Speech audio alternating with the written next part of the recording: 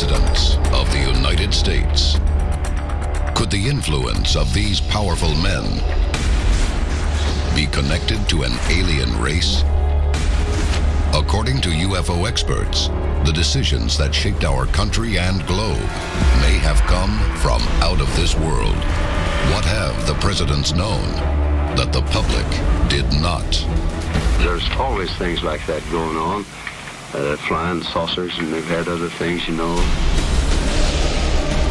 From UFOs over our capital to a presidential sit-down with alien beings. President Harry Truman disclosed to the American people that UFOs were real. Tonight, we reveal how much influence otherworldly creatures may have had on the presidents of the United States. Is not an alien force already among us? Join us as the secrets of presidents and aliens are unsealed. A global effort has begun. Secret files hidden from the public for decades, detailing every UFO account, are now available to the public. We are about to uncover the truth behind these classified documents. Find out what the government doesn't want you to know. Unsealed Alien Files. Exposing the biggest secret on planet Earth.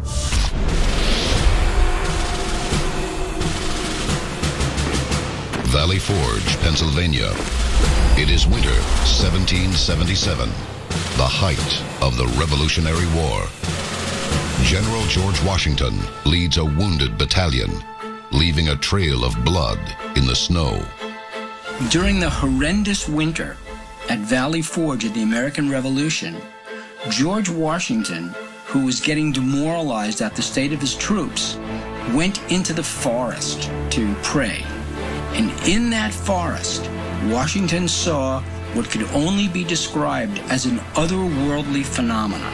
In 1880, the National Tribune reported an account by one of Washington's men. In it, the soldier reports Washington was approached by a strange being in the woods. According to the story, the being showed Washington a map of America. On it fell drops of water.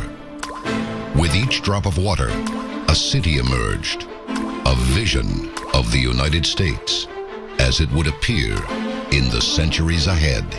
The second vision Washington had at Valley Forge was even stranger. Washington said that what he saw in the forest was a floating green orb, out of which jumped little creatures, small people. Washington said they were probably members of a local Indian tribe. But why would they be jumping out of a floating green orb? Did extraterrestrial creatures visit America's first president? This portrait of Washington features what seems to be a glowing craft hovering above a globe of the Earth. Could alien inspiration have affected not only this founding father, but others as well? Baton Rouge, Louisiana.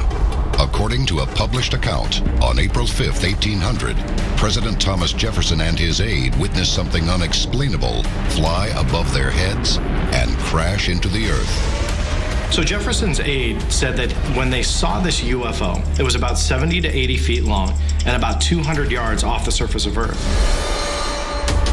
The object is described to be the size of a house and crimson red. After it passed over them for about 15 to 20 seconds, they saw it kind of disappear behind a hill, and they heard like a large crash and felt a rumble on the ground, which means whatever this object was definitely crashed here on Earth. Upon investigation, Jefferson learns that the surface of Earth was found broken up and badly scorched. Could this sighting, as many alien theorists believe, be the first UFO crash encountered by a president, but not the last? Washington's description of his two UFO sightings at Valley Forge and Jefferson's description of William Dunbar's sighting of a UFO and a UFO crash over Louisiana in 1800, reported in 1801, really set the stage for a number of future encounters reported by presidents of the United States about UFO encounters. In the centuries to follow, America flourishes, and thousands of fellow Americans report unexplained craft in the sky. Los Angeles, 1895. The Foo Fighters of World War II. Roswell, 1947. As UFO and alien encounters spread around the United States, Americans grow afraid. In 1952, there was a huge increase in UFO sightings across the nation. You would call this a UFO wave. From coast to coast, UFOs were pretty much seen everywhere. It was known as the Year of the UFO. While many dismiss these stories as Cold War paranoia, one key event challenged skeptics, asking why aliens don't just show up on the White House lawn. Because in July of 1952, they almost do. This is Unsealed Alien Files, exposing the biggest secret on planet Earth. Welcome back to Unsealed Alien Files.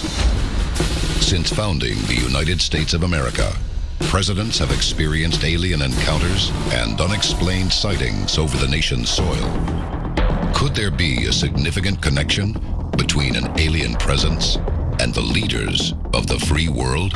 If extraterrestrials came to Earth, particularly the United States, and landed here and wanted to communicate with us, they would probably want to communicate with the leader of the United States, the commander-in-chief of the armed forces. As a result of these encounters, U.S. presidents may have changed our country, or even the world. But a 1952 sighting struck fear into the public's heart when a nation under President Harry Truman received an alien visit right over the Capitol. Unsealed case file, the White House alien invasion. In 1952, there was a huge increase in UFO sightings across the nation. You would call this a UFO wave. From coast to coast, UFOs were pretty much seen everywhere. But in 1952, a very historic event took place over the skies of Washington, D.C. Washington, D.C. At 11:40 p.m. on July 19th, 1952, an air traffic controller at Washington National Airport reportedly spotted 7 unidentified objects southwest of the city on radar. According to the air traffic controller who tracked these objects over the Capitol, they were moving in erratic fashion, something that no one was familiar with in normal aircraft. The objects moved into positions above the Capitol, the Pentagon, and the White House. The sighting above the Capitol in Washington, D.C. caused a lot of panic and fear. Let's face it, the military couldn't explain it, and this was an extreme threat to the President of the United States and our Congress and our politicians there in Washington.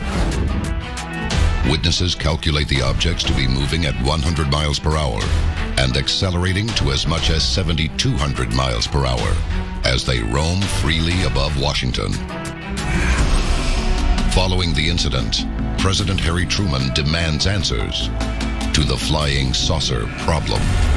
This wasn't just a UFO appearance over some isolated desert spot. This was a UFO formation over Washington, D.C.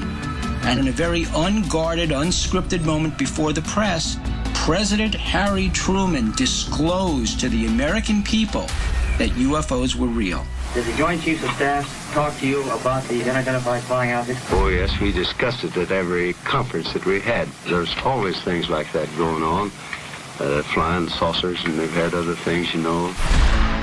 The Air Force launches a UFO investigation named Project Blue Book. But their research over 17 years concludes UFOs are easily explainable. The program abruptly ends in 1969. Most of what we're dealing with in these reports is almost certainly fantasy. Could Project Blue Book have simply been a government cover-up to quell the American public's fear of UFOs? Many people believed, especially after this, that not only were UFOs real, but the government was trying to cover them up. In fact, some stories indicate that presidents of the 20th century not only knew about alien life, they may have had the bodies to prove it.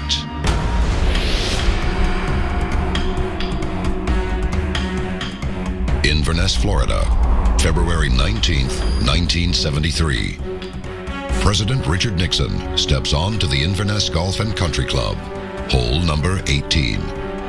He is there to meet his friend, actor and comedian Jackie Gleason, to help open a charity golf tournament. But according to a story reported by Air Force security officer Larry Warren, the event is allegedly the beginning of a presidential alien encounter. Gleason was an avid UFO reader, and he said he pressured Richard Nixon to tell him about UFOs, what did the government know about UFOs, and Nixon, supposedly, according to Larry Warren, Gleason keeps pushing President Nixon to show him the UFO, show him an alien body, show him some kind of proof of UFOs. Nixon refuses. According to Warren's tale, Gleason later reported that Nixon had finally given in and revealed an extraterrestrial secret. Nixon, close to midnight, showed up at Jackie Gleason's house, driving his own private car, no Secret Service, no security. Tells Gleason to get in. He says, you want to see something? I'll show you something. They drive to Homestead Air Force Base, pass through security. The president shows Gleason these remains of extraterrestrials, aliens, encased in some kind of what Jackie Gleason described to Larry Warren as a Coke dispenser freezer. The U.S. presidency holds many secrets. We may never know for sure if the tale of Nixon and alien bodies is true. But we may have proof that one president actually met aliens alive. When we return, this is Unsealed Alien Files, exposing the biggest secret on planet Earth. Welcome back to Unsealed Alien Files. Since its founding in 1776, presidents leading the United States have become entangled in one of the biggest mysteries of mankind, the UFO enigma. People truly believe, and this has come out in various surveys and national polls about this, that the government is keeping secrets from the American people about not only the existence of UFOs, but government's involvement with UFOs. Some presidents claim to have no knowledge of our nation's alien secrets. If the United States Air Force did recover alien bodies, they didn't tell me about it either, and I want to know. But many modern presidents have witnessed UFO events that inspired them to share their experiences with the public. None more than the man known to some as the UFO president, Jimmy Carter.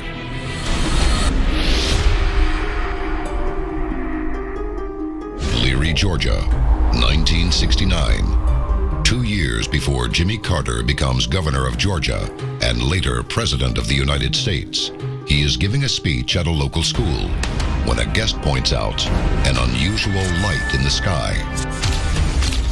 And Carter saw this, and it affected him a lot, because not only did he remember this sighting and talk about it years later, he went out of his way to report it to the International UFO Bureau at the time that was investigating this phenomenon. Carter's official report described it as self-luminous, changing from blue to red and back to white in color. There are an estimated 10 to 12 witnesses to the event. And yet, Carter was not alone. His successor, Ronald Reagan, claimed to see a UFO and took his thoughts of alien invasion all the way to the United Nations.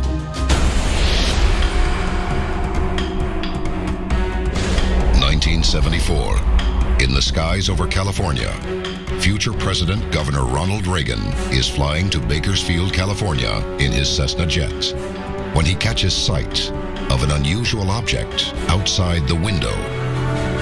When Governor Ronald Reagan was flying into Bakersfield, California, he saw a UFO outside of a Cessna aircraft. His ex-military pilot also saw this, and recounted that the object stayed there for quite a few minutes, just hovering outside of the aircraft, and then zipped off into the heavens and completely disappeared. Reagan admitted he himself was conducting UFO research on his own time. He was a believer, and to the man who would become president, this craft was reportedly real, unidentified, and possibly alien. A lesson he thought the entire world could learn from. Perhaps we need some outside universal threat. I occasionally think how quickly our differences worldwide would vanish if we were facing an alien threat from outside this world. And yet, I ask you, is not an alien force already among us? Perhaps the biggest presidential encounter of all is not a UFO sighting, but a meeting between a sitting U.S. president and an extraterrestrial here on Earth. It is an encounter so significant, it could affect the future of every man, woman, and child, if we can prove it happened.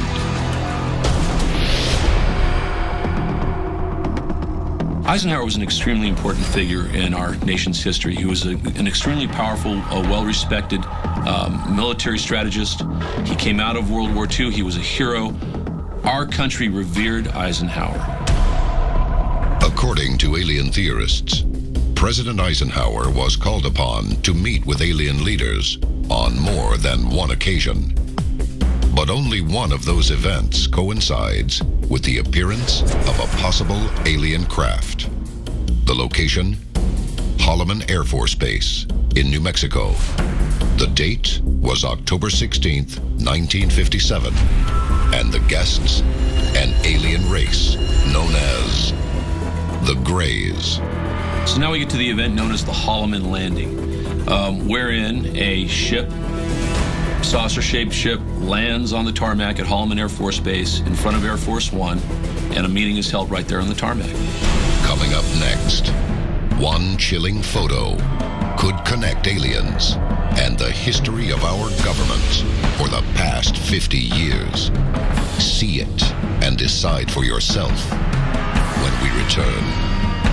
This is Unsealed Alien Files, exposing the biggest secret on planet Earth. Welcome back to Unsealed Alien Files. The time to act is now. There are 3 simple steps you can take to unseal the truth. Follow on Twitter. Follow the Unsealed Twitter feed to receive breaking news of the latest alien happenings as they develop. Tell your story. Have you seen a UFO? Whatever we encountered affected our memory. Upload stories and pictures to our interactive map. Join the movement. Get the Unsealed bracelet and the unique code hidden underneath to access exclusive content. Stop living in the dark. It is definitely coming this way. Get involved in the fight to unseal the truth. Now.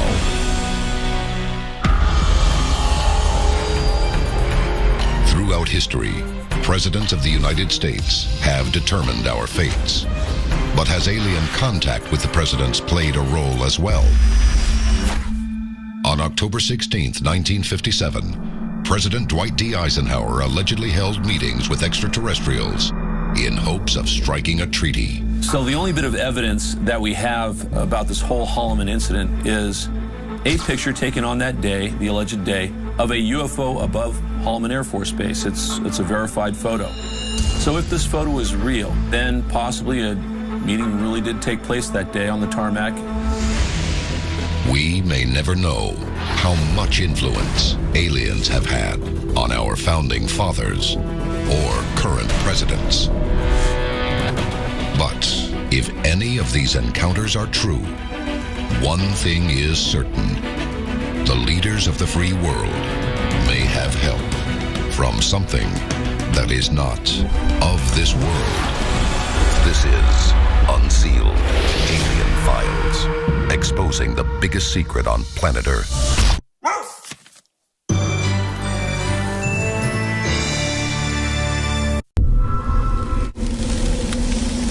Ancient Egypt. Could it be that the hieroglyphs left behind by this mysterious culture detail a history of visitors from another planet? and the story of an advanced alien race assisting people on Earth thousands of years ago. If this is true, this could absolutely change and alter everything we believe about the human race. From stories of visitation buried within ancient texts to evidence that Egyptian structures did not begin on Earth, tonight we reveal the incredible tale of strange beings behind one of the most advanced civilizations in human existence. Join us as the alien history of the Egyptian gods is unsealed. A global effort has begun. Secret files hidden from the public for decades, detailing every UFO account, are now available to the public. We are about to uncover the truth behind these classified documents. Find out what the government doesn't want you to know. Unsealed. Alien Files. Exposing the biggest secret on planet Earth. Evidence throughout the world suggests that a connection may exist between aliens and ancient human civilizations. The celestial calendar, known as Stonehenge. The ancient Indian tales of piloted ships, called Vimanas. What we're discovering is that ancient societies that suddenly blossomed and bloomed out of nowhere learned that information from older, much older cultures. Probably human, but possibly not human. No civilization in human history may reveal more about our connection to the stars than a race beginning over 5,000 years ago. The people of ancient Egypt. Ancient Egypt is almost like a well of our own human past. The more we explore the mysteries of ancient Egypt, the monuments, the pyramids, the Sphinx, the more we realize that there's more to learn about ancient Egypt and its potential relationship to other extraterrestrial races. Dendera, Egypt. Among the many ruins here, the great Temple of Hathor serves as the central temple of worship for the goddess Hathor, mother, wife, and daughter of Ra, the sun god. What's fascinating about the Temple of Hathor is that it has this beautiful celestial image on the ceiling, and it proves that the ancient Egyptians were fascinated with astronomy. But hieroglyphics in the Temple of Hathor also reveal what could be a scientific understanding thousands of years ahead of its time. The most mysterious etchings appear to show a device that wouldn't be invented by modern man for another 3 millennia. So you have these hieroglyphics that depict this reptile-like creature or creatures giving these gifts to humans. And the gifts really, upon looking at it, are bulbous in nature, they're emitting a light. You can even argue that there's a filament inside. It looks like a light bulb. Some people say that it's a light bulb. Did ancient Egyptians possess the knowledge of electric light bulbs over 3,000 years before Thomas Edison? And can the records of ancient Egypt reveal the true identity of the strange creatures passing their knowledge to mankind? Unsealed case file. The Thule Papyrus. One of the most recent accounts of possible interaction between Egyptians and extraterrestrials comes from the Thule Papyrus. According to reports, the Thule Papyrus was discovered in a Cairo antique shop by Alberto Thule, a director of the Vatican Museum's Egyptian Studies. The message's alleged translation reveals a shocking account of unidentified visitors over the sands of ancient Egypt more than 3,500 years ago. It reads, in the year 22, a strange fiery disk was coming in the sky. After several days had passed, they became more numerous in the sky than ever. They shined in the sky more than the brightness of the sun. Powerful was the position of the fiery disks. The Thule Papyrus describes fiery disks that were flying through the sky. What do we call these now? We call these UFOs, and it almost looked like an alien fleet, a fleet of extraterrestrials, were flying over the skies of ancient Egypt. Many believe these fiery discs could be the arrival of alien beings depicted in the Temple of Hathor. If this is true, then we have an actual documented account of UFOs descending upon ancient Egypt. And on top of that, we could have evidence of technology thousands of years ahead of its time. Is it possible that what we thought of as gods were in fact extraterrestrials that the ancient Egyptians were communicating with? And if so, then why were they here? And what do they want from us? Coming up next, the answer to these mysteries could reveal the greatest alien secrets in human history and uncover the tomb of an ancient ruler known to some as the Alien King. Unsealed Alien Files, exposing the biggest secret on planet Earth. Welcome back to Unsealed Alien Files. Ancient Egyptian records prove an undeniable link between the people of Egypt and mysterious beings that have been interpreted as gods. But were these gods mere folklore, or could they have been actual creatures visiting our planet and sharing their secrets with mankind? If the ancient Egyptians had contact with extraterrestrials, maybe all of the hieroglyphs that we see today of their gods are actually their interactions with extraterrestrials. Abydos, Egypt. Carved into the walls of the famed Temple of Seti are incredible images that some believe could connect ancient man and alien life. On the walls of these Egyptian edifices, there seem to be hieroglyphic depictions of modern aircraft. There's a helicopter, another type of aircraft. It looks like there's a submarine. What could explain that in inscriptions that were carved into stone 8,000 years ago? If these are recordings of machines a millennia before their time, could ancient man have been exposed to advanced technology by a superior race? You have to wonder, were these flying machines in the sky during ancient Egyptian times? Is this something that they built themselves? Or this could be proof that something was in our skies thousands of years ago. If these carvings are evidence of alien contact with ancient humans, what were they here to accomplish? The answer could be in the tomb of an Egyptian ruler some believe may not have been human at all. Unsealed case file. Akhenaten, the Alien King. Pharaoh Amenhotep IV became ruler of Egypt in 1353 BC. But 5 years into his reign, he changed his name to Akhenaten, the living spirit of Aten. In Egyptian mythology, Aten is described as this solar disk, sometimes depicted with hands and rays coming out of it. And this makes Akhenaten the living embodiment of that sun disk. Akhenaten ruled for 17 years, changing the traditional religion of the land to only worship Aten. According to the king, Aten, the sun disk, was more powerful than mere gods. Because Akhenaten was able to come in and change all of the beliefs of Egypt in a matter of just years, that tells me that there's some connection between him and this deity. And if we believe in the idea that Aten was some sort of extraterrestrial being, then perhaps Akhenaten was actually offspring. Hieroglyphics of Akhenaten reveal him to be anything but normal. His arms and fingers are long and slender. His chin stretches low, and his head strangely elongated.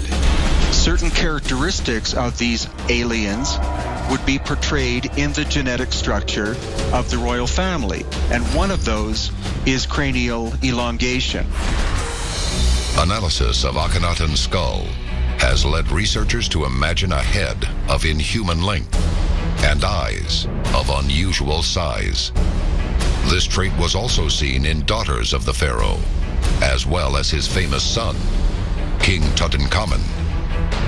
But could this family have descended from an extraterrestrial race? Skeptics believe that Akhenaten's skull shape could be the result of skull binding or tying something around the head to misshape it on purpose. But there's absolutely no evidence that supports that Akhenaten's skull shape has anything to do with skull binding. Some claim Akhenaten and his descendants suffered from a biological disorder. But alien theorists insist the explanation lies in something far more shocking. Could Akhenaten, in fact, have been the first recorded attempt at alien-human hybridization? If an alien race were dying, how would they invade another planet to sustain their race, to keep themselves alive through successive generations? One way would be to hybridize with that species to create a new species, a synthesis of that species and their own, and therefore their civilization could be sustained. If aliens were successful in interbreeding with humans, their genes could still be present in the human race today. But where did they come from? And where did they go? The answer may be within messages left behind at their greatest achievement, the pyramids. Coming up next, the hidden codes of the pyramid reveal incredible evidence of alien architects and expose a shocking secret that could change everything we've ever believed about the origins of man. This is Unsealed Alien Files, exposing the biggest secret on planet Earth. Welcome back to Unsealed Alien Files. Ancient records and the remains of a pharaoh known as the Alien King may prove that the gods of Egypt were more flesh and blood than ever imagined. But could these strange beings have been visitors from another world? A lot of believers feel that that is evidence that they were visited. That is evidence that they knew more then than we know now about life out there in the universe. The pyramids. What many would call impossible structures. The pyramids may be man's greatest early feat of engineering. But was the feat accomplished by mankind alone? You can see examples of this all over the globe, but the most impressive and fascinating is the Great Pyramid at Giza. The Great Pyramid of Giza was partially constructed using 130 granite blocks that each weighed between 12 and 70 tons. Each massive piece was nearly impossible to move with sheer manpower alone, and yet each one was transported incredible distances. These large stones of granite were hauled 500 miles away to build the Great Pyramids of Egypt.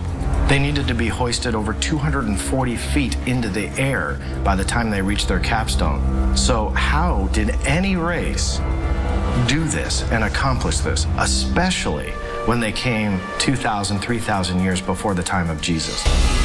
According to historians, the Great Pyramid took only 20 years to construct. If true, workers would have had to quarry, craft, and fit a multi-ton block every 2.5 minutes. That's an amazing feat, even when you're talking about 21st century technology. So how did the ancient Egyptians do it? Really, the only answer to that you could come up with that makes sense today is they had help. They had to have had help. How could the human race do this by themselves? The degree of accuracy found in the pyramid's construction also indicates a higher intelligence. The positioning of the pyramid is absolutely precise. It points due north within 0.05 of a degree. No other structure on Earth has that kind of precision. Constructed with what the Egyptians referred to as sacred geometry, the pyramids are said to have once been polished to reflect sunlight, enough to be visible from space. But what was the purpose of such a beacon? And could the answer be buried within this sacred geometry? The equations and the mathematics required to have figured that out were so advanced that only someone looking at the Earth from the sky or from space would have figured out the mathematics of the Great Pyramid. Analysis indicates that the height of the Great Pyramid, when multiplied by 1 billion, measures the average distance of the Earth from the Sun. The full base circumference of the Great Pyramid is a near-to-scale match for the circumference of the Earth at the equator. When you take all this into consideration, how did the Egyptians get all this advanced information? It was way beyond the technology of ancient Egypt and way beyond the civilization itself. That's why many ancient alien theorists believe that ancient Egypt was actually in part an ancient extraterrestrial civilization. If extraterrestrial intelligence influenced these great structures, it implies that alien beings may have felt a kinship with mankind. Otherwise, why did they leave behind the Great Pyramid or the structure that could explain to us where they came from? The Sphinx. At 66 feet high and 240 feet in length, it is the largest monolith statue in the world. And within it is a secret that may prove that the structures of ancient Egypt did not originate from our planet. The Great Sphinx contains a number of mysteries beyond our understanding, but the greatest of which is right on its surface. In 1991, geologists from Boston University discovered erosion and weather patterns on the Sphinx that date its construction thousands of years before the existence of the Egyptian civilization. Then that means that the Sphinx would predate the Egyptian culture by thousands of years. If the Egyptians didn't build the Sphinx, then who or what did? Coming up next, a chilling possibility is revealed by NASA. These great structures may not be from Earth at all, and the photographs that could prove it will shock the world. When we return, this is Unsealed Alien Files, exposing the biggest secret on planet Earth. Welcome back to Unsealed Alien Files. The time to act is now. There are 3 simple steps you can take to unseal the truth. Follow on Twitter. Follow the Unsealed Twitter feed to receive breaking news of the latest alien happenings as they develop.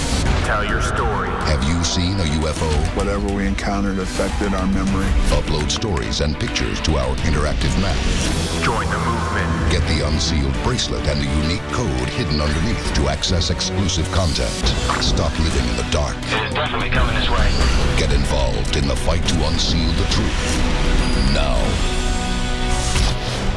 Scientific evidence could prove that the great monuments of ancient Egypt were collaborations between mankind and visitors from another planet. But from what planet did these visitors originate? New NASA photographs have revealed what appears to be several pyramids and even a Sphinx buried on the sands of Mars. Were the original pyramids and Sphinx built by an ancient Martian race? Now that we have rovers on Mars, a lot of these questions will be answered. If we find the remains of ancient civilizations under the surface of Mars, would we have to rewrite human history? If ancient Egypt was visited and inspired by Martian founders, our exploration of the Red Planet could put us face to face with our ancestors and finally unravel the truth behind ancient Egypt.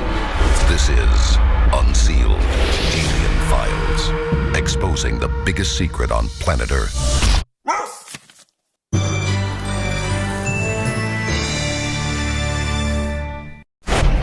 UFO sightings around the world could prove the existence of alien life. But one mystery remains. What is the extraterrestrial plan for Earth and the human race that inhabits it? If extraterrestrials are here on planet Earth, they could be here to save us or to slaughter us. Tonight, we count down the top 10 extraterrestrial plots for the future of our planet and species. From acts of human salvation to designs of global conquest, one thing cannot be denied. Each and every one could spell a different fate for the human race. If the evidence is true, then there's some type of reality to the extraterrestrial presence. Join us as the top 10 alien plots are unsealed. A global effort has begun. Secret files hidden from the public for decades, detailing every UFO account, are now available to the public. We are about to uncover the truth behind these classified documents. Find out what the government doesn't want you to know. Unsealed Alien Files. Exposing the biggest secret on planet Earth. Our first alien plot involves a threat that could be hiding within plain sight of every human on Earth. But some theorists believe it's only a secret if you don't work for NASA. Number 10, Alien Moon Base. In 1964, the Ranger 7 became the first American spacecraft to return photos of a world we had never seen, the moon. But what about the photos we didn't see? Now, what's not talked about is some of the actual photographs that weren't shown publicly. A case can be made that in fact successful, that they were able to transmit images back to the moon, back to Earth, and that they did show artificial structures on the moon. In fact, some believe that aliens were not only discovered on the moon, but are now cooperating with NASA, a claim supported by the alleged discoveries of a man named Gary McKinnon. Gary McKinnon is a British ufologist who a couple of years ago hacked into secure computers at NASA in the United States from the UK and found some incredible documents that listed something called non-terrestrial officers. Could this document prove that our government is working with aliens discovered on our moon? It meant that NASA not only knew about an ET presence, but that it was dealing with an ET presence on a regular basis. Whether aliens are working with our scientists or the other way around, this alien plot could prove there is more to the moon than the public was led to believe. Number 9, alien-human hybrids. The Greys. The very name strikes fear in the heart of any true believer. During an alien abduction, Greys are the most commonly described entity that not only does or conducts the abduction, but also makes the victim undergo medical experiments, sometimes torture. But alien theorists believe these aliens from the Zeta Reticula galaxy also have a crucial weakness, the inability to reproduce. How they may sustain their own race is through a procedure called hybridization. Abductees on board their ships report bizarre reproductive experiments that often end with aliens presenting them with hybrid children to hold.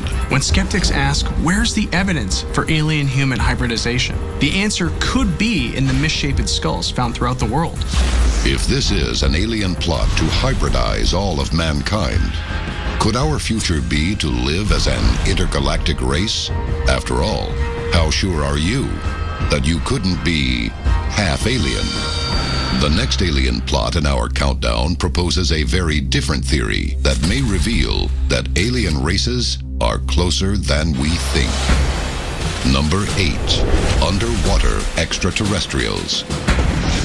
On November 8th, 2010, a mysterious object came out of the Pacific Ocean off the coast of California and seemingly streaked towards the sky towards space.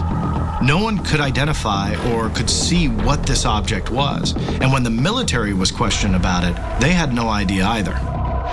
But the object appeared to have launched from between Los Angeles, Long Beach, and Catalina, an area UFO hunters refer to as the Devil's Triangle of the West, and the location of a possible underwater base. This image shows large domes the size of 2 football fields, deep under the surface of the ocean, sitting on the ocean floor. If extraterrestrials, if aliens or intraterrestrials wanted to have an undersea base, this is exactly the kind of base they would have. Coming up, from extraterrestrial bioweapons to UFO attacks caught on film, our countdown of alien plots has just begun, and it all leads to a #1 plot like nothing you've ever heard before. This is Unsealed Alien Files, exposing the biggest secret on planet Earth. Welcome back to Unsealed Alien Files. Alien agents infiltrating NASA, a UFO base off the coast of California. Our countdown of the top 10 alien plots of all time has exposed some of the biggest secrets in our universe. But nothing has prepared us for what's next. Number 7, Alien Biowarfare. Since the bubonic plague of the 14th century, mysterious illnesses have devoured our species. But could this biowarfare be an extraterrestrial plot? If an alien race really did want to deliver some type of biological agent or a virus to the planet Earth and introduce it to humans, they could easily do it. All they would have to do is find some type of delivery method, and they wouldn't even have to visit the planet itself. But is sending a viral warhead from the stars actually possible? As crazy as that sounds, we've had 2 instances in the past decade where a meteor or comet has come very close, if not within our atmosphere, and left something behind. Red rain. In 2010, Kerala, India was shocked when a sudden and bizarre storm ravaged the city. The biggest surprise about the red rain is that when they analyzed it, they found organic material inside the particles that was not terrestrial. But could matter from such a meteorite actually poison human beings? Just ask the residents of Caracas, Peru. On September 15th, 2007, a huge fireball fell from the sky and struck the ground of this small working village. When it crashed, people living near the site became very, very sick. They were throwing up. They were clearly poisoned by something. If true, this alien plot could reveal that a war with an alien race may be over before we even realize it's begun. But could some aliens be looking to help instead of harm? Number 6, aliens versus nuclear weapons. Big Sur, California, June 10th, 1964. An Atlas ballistic missile, fired as a test by the U.S. Navy, is going as planned. But later, military officers viewing the test footage see something shocking in the final stages of flight. Officials who saw this video claim to have seen a silver disc come into frame, shoot some rays of light at the missile, and essentially destroy a warhead. 3 years later, at Malmstrom Air Force Base, a deputy commander overseeing a siloed fleet of ballistic missiles receives a frightened call reporting unidentified objects hovering over the base. Suddenly, alarm bells start to ring, and each and every nuclear missile becomes inoperable. It was like whatever this craft or UFO was, it was strategically shutting down this nuclear missile silo. It's possible we may never know the motives of our extraterrestrial visitors or what they have planned for human beings. But if our next alien plot is true, the President of the United States most certainly does. Number 5, the Alien-Human Pact. This photo appears to show an alien craft moments before it landed at Holloman Air Force Base in New Mexico on October 16, 1957. Who was in that craft and why did it land? Well, the answer, according to ufologists, is that there were leaders extraterrestrial leaders of their respective planets in that craft that landed at Holloman in 1957 for the express purpose of meeting with President Dwight D. Eisenhower and forging some kind of a treaty between them and us. The alleged deal: this sinister alien race would give their advanced alien technology to the Americans to be used in the Cold War. But in exchange, the government would allow the Greys to abduct human beings for DNA and experimentation. After the Eisenhower meeting in the 60s, the number of reported cases of alien abduction went through the roof. In fact, abductions hadn't even really been reported until 1961. Some say this alien plot continues on planet Earth to this day. And if correct, none of us may be safe. But if you think that's scary, our next plot reveals the most shocking participant of all: you. Coming up next, from reptilian world leaders to real alien implants, the next 3 extraterrestrial plots reveal the truth buried underneath our skin. And if you think you're prepared for our number 1 of all time, think again. This is Unsealed Alien Files, exposing the biggest secret on planet Earth. Welcome back to Unsealed Alien Files. Counting down the top 10 alien plots of all time has exposed aliens hiding among us and even cooperating with the president. But our next extraterrestrial plan reveals that the most unlikely conspirator could be someone you only thought was human. Number 4, the reptilian threat.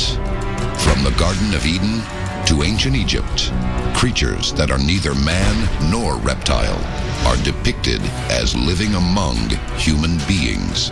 Some people believe that creatures like this really did exist in the past, and still do in the present in underground caverns. This race is known as the reptilians, and some say they have developed a terrifying ability to take on the form of human beings. Is there any logical explanation for how reptilian-type creatures might have come to planet Earth? Well, the answer is yes. They might not have come to planet Earth at all. They might have been an original species that have lived here not just for tens of thousands of years, but for millions of years. In recent years, some theorists have publicly accused celebrities, royalty, and even presidents of having a secret reptilian persona. While most dismiss these theories as mere fantasy, even skeptics must admit, sometimes the thought that world leaders are driven by the goals of a bloodthirsty reptilian cult almost seems a little too terrifyingly perfect. Number 3, gods of the ancient world. Strange beings with inhuman heads, kings with elongated skulls and large eyes. Technological innovations a millennia before their time. The ancient hieroglyphs of Egypt provide many mysteries. But could we now have an answer to the message they were leaving behind? We really don't know what the answer is, but what we do know is on multiple occasions, it is documented that these Egyptians were seeing what could only be described as UFOs or some type of craft in their skies. But could these images, as some scholars believe, be actual sights witnessed by the people of ancient Egypt? Messages left behind of beings and machines visiting from the stars. Creatures that, looking back, we refer to simply as gods. Is there any member of the Egyptian royal family, the houses of the pharaohs, that ufologists believe might have been an alien? Yes. That person is Akhenaten, whom ancient alien theorists believe was really an alien himself, a hybrid of mixed human and extraterrestrial blood. The remains of King Akhenaten reveal an unusually elongated skull and images of him defy the style of the time, depicting him as tall and thin with incredibly long fingers. Most skeptics believe that the misshapen skull was due to some birth defect or skull binding. But if Akhenaten was an alien or a hybrid, that means that in a not-so-distant past, we had an alien walking among us. And if his bloodline is still alive today, the DNA of these ancient alien gods may in fact still run in our veins as well. Number 2, alien implants. What you are witnessing is actual footage of a very unusual surgery. This patient claims to have something unexplainable inside of him, something that can only be removed by one remarkable surgeon. My name is Dr. Roger Lear, and I am by profession a podiatric surgeon. I've donated about the last 30 years of my life to the removal of objects from alien abductees. Within these alleged alien abductees are small, strange implants, objects with no known origin, no scar from entry, and a composition that will chill the spine of any hardened skeptic. The lab came back with pages and pages and pages of a report telling us, and the only conclusion that they could come to in the report was these were meteorite samples. But what could be the insidious plot behind these alien implants? In several cases we've had, the patient states in so many words that are almost hauntingly exactly the same. They have a newfound feeling of freedom. Could this freedom be evidence of an alien plot to control us from within? If so, it is a terrifying extraterrestrial conspiracy that can only be topped by the most sinister alien plot of all time. A scheme so incredible it can only be revealed as our number 1 when we return. This is Unsealed Alien Files, exposing the biggest secret on planet Earth. Welcome back to Unsealed Alien Files. The time to act is now. There are 3 simple steps you can take to unseal the truth. Follow on Twitter. Follow the Unsealed Twitter feed to receive breaking news of the latest alien happenings as they develop. Tell your story. Have you seen a UFO? Whatever we encountered affected our memory. Upload stories and pictures to our interactive map. Join the movement. Get the Unsealed bracelet and the unique code hidden underneath to access exclusive content. Stop living in the dark. It is definitely coming this way. Get involved in the fight to unseal the truth. Now. In the top 10 alien plots of all time, you've seen evidence of incredible alien implants and plagues sent from outer space. But nothing has prepared you for number 1, aliens and the Nazis. Nazi Germany. In the heat of World War II, Allied pilots report encounters with flying orbs and screaming dogfights with strange balls of light. These fiery orbs were called Foo Fighters, and many truly believed that this was a Nazi superweapon. Some propose that several Nazi flying saucers were developed using technology Hitler gained from crashed alien craft. If Nazis actually had obtained alien technology, then they would have been the most unstoppable force the world has ever seen.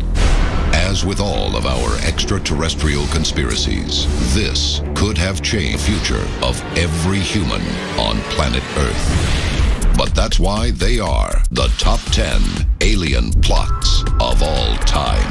This is Unsealed Alien Files, exposing the biggest secret on planet Earth.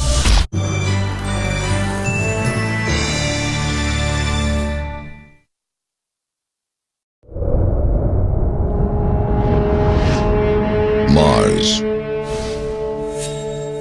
Named for the god of war, it is the most similar planet to Earth in our entire solar system, perhaps the only other planet that could support life, human or otherwise. What can explain the inhuman discoveries made on Mars? Bizarre structures, possible alien remains, and what could be an alien figure caught on NASA cameras. Is mankind on the verge of discovering alien life on Mars? Or have we already found proof of Martian civilizations? This almost appears to be a whole city unexplored on the surface of Mars. Tonight, the shocking truth of a world that could hold the key to our past and our future. Join us as the incredible secrets of alien life on planet Mars are unsealed. A global effort has begun. Secret files hidden from the public for decades, detailing every UFO account, are now available to the public. We are about to uncover the truth behind these classified documents. Find out what the government doesn't want you to know. Unsealed Alien Files. Exposing the biggest secret on planet Earth. In August 2012, NASA's Curiosity rover landed on the surface of the Red Planet.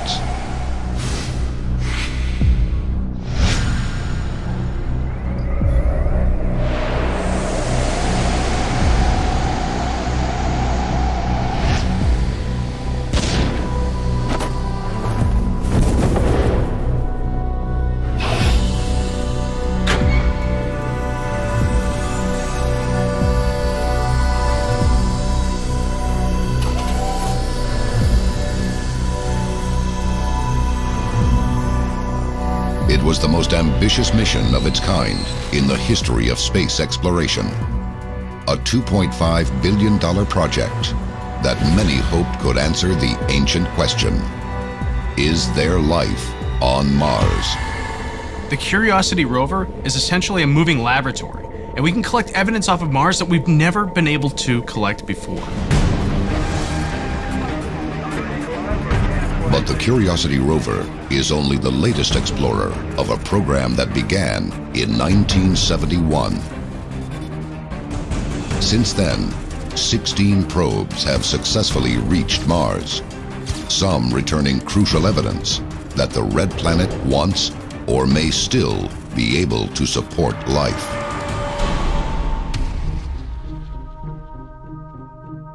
In 1975, Viking orbiters showed geological evidence of rivers, lakes, and oceans. These images painted the picture of an ancient Mars that may have once held an abundance of alien life. When they discovered that there was at one time possibly water on the surface of Mars, that blew open the door of possibility for there being extraterrestrial life in our solar system, let alone the universe. Could Mars in fact have been much more like Earth than we once believed? The first color photographs of the Martian surface were taken by a rover in 2004. The images revealed that the Red Planet was anything but. One of the things that shocked people in 2004 when NASA and JPL released these photos was this wasn't the dead planet that we've been led to believe with a brown sky and brown dusty surface. That when you look at this bluish sky and when you look at the surface of the Martian ground, it very much resembled the surface of Earth. Could our exploration of this alien planet uncover the ultimate extraterrestrial secret? That intelligent life once, or perhaps still, exists on Mars, and that the evidence has been right before our eyes. Unsealed case file: the skull of Mars. In 2004, NASA landed 2 rovers on the surface of Mars, Spirit and Opportunity. They were sent to explore opposite sides of the Red Planet. And while Opportunity sent back many interesting photos, it was Spirit which captured what some believe is our first glimpse at an alien face. In this picture, we see a shape sitting on the ground. It has familiar features: eyes, a nose, even teeth. Could this be, as some believe, a humanoid skull buried in the Martian soil? Alien theorists believe that this could be evidence that either humans had visited Mars at some point in the past, or that some other humanoid alien race has existed there for thousands of years. Is this object, in fact, an ancient fossil? And what could be buried alongside it? Coming up next, the search for answers could reveal not only evidence of an alien being on the surface of Mars, but an entire civilization. This is Unsealed Alien Files, exposing the biggest secret on planet Earth. Welcome back to Unsealed Alien Files. Photographs of Mars reveal alien landscapes remarkably similar to Earth and unexplained images that look terrifyingly human. But the biggest question remains, is there alien life on planet Mars? All the evidence points to the fact that Mars could have very well supported life in the past and maybe supports alien life to this very day. July 25th, 1976. The Viking 1 orbiter photographs a Martian terrain known as Cydonia. Of the many pictures taken that day, one would be seen as a sign that we may not be alone in the universe. A human face etched into the surface of Mars. Well, the face of Mars doesn't resemble, it looks like a human face. I mean, it's looking up at the stars, at the heavens, but it looks like a human face. No mistaking it. And this thing has two eyes, a nose, a mouth. It has something that looks like a headdress on it. And this face, by the way, is about 3 miles, top to bottom, chin to head to top of head, and about 2 miles across. So it's a very large object, it's not small. Alien theorists propose that the face of Mars could be a monument constructed by an ancient alien race, an invitation or a warning to visitors of Mars. Skeptics say, well, why would an alien race make something like this? Well, who knows? It could be for a number of reasons. It could be as a monument to, maybe they knew a cataclysm was coming and they wanted to leave something that would let people know that they were there, let somebody know that they were there. It could be as simple as art. I mean, why do we create art? Why do we create sculpture? Shockingly, the most recent images of the face reveal nothing more than a mountain of sand. Was the face a mere illusion? Or could it be that the face was purposely destroyed using explosives on board the Mars Observer? A NASA statement from August 21st, 1993 reports that NASA forever lost contact with Observer over the Martian surface, followed what was believed to be a fuel rupture. The next time the face was photographed in 1996, its features had vanished. It may be mere coincidence, but some believe this is just the most recent evidence of a cover-up to protect the truth. Alien theorists believe that this could be evidence that either humans had visited Mars at some point in the past, or that some other humanoid alien race has existed there for thousands of years. In fact, several photos from Mars have revealed what many believe are manufactured objects and signs of a ruined civilization. One of the discoveries was an object known as the ammo box. Photographed by NASA's Spirit rover, the origins of this seemingly metallic object remain a mystery. The ammo box seems to be made of some sort of metal, and every edge meets at a 90-degree corner. How is that possible if it's a natural formation? This and similar evidence have led theorists to believe that Mars may have been home to an ancient alien civilization. But could the ultimate discovery be an ancient city with a connection to our home planet? Unsealed case file, the Pyramids of Mars. Of all Martian regions, none has been more rich with the possible proof of civilization than Cydonia and the Pyramids of Mars. In the middle of this barren planet, there stand three structures that resemble almost exactly our pyramids in Egypt. Indeed, The shape of the pyramid has been repeated on Earth throughout multiple countries for millennia. The connection between the pyramids of Earth and these so-called pyramids of Mars could be seen as evidence of an extraterrestrial connection to the human race. If these structures on Mars were manufactured by some sort of alien beings, what could that mean for our race? It could mean that we have neighbors who obviously thousands of years ago came here to visit us and left influences on our people and our cultures. The largest of the Martian monuments is known as the D&M Pyramid. It spans almost 2 miles and stands half a mile tall. Shockingly, the axis of the pyramid is nearly in alignment with the north-south axis of Mars, just as the Great Pyramid of Giza is aligned with the north-south axis of the Earth. And yet, even if the pyramids of Mars could be explained as natural, it would be difficult to explain why, sitting near the base of the southernmost pyramid, is a Sphinx. Coming up next, an intergalactic war and possible images of an alien being lead to the ultimate question: is a Martian invasion in our future? Find out when we return. This is Unsealed Alien Files, exposing the biggest secret on planet Earth. Welcome back to Unsealed Alien Files. Humanoid faces seen in the Martian terrain, images of possible alien life, objects that seem to defy natural explanation. The evidence of alien life on Mars raises questions about an advanced civilization and their mysterious disappearance. Can the answer be found within pyramids eerily similar to ancient Egypt, right down to the presence of a Sphinx? The Sphinx on Mars is a monolith that was discovered in 1997 by the Pathfinder mission. If you examine this photograph, even for just a minute, it's very clear that you can see a defined head, body, and even arms.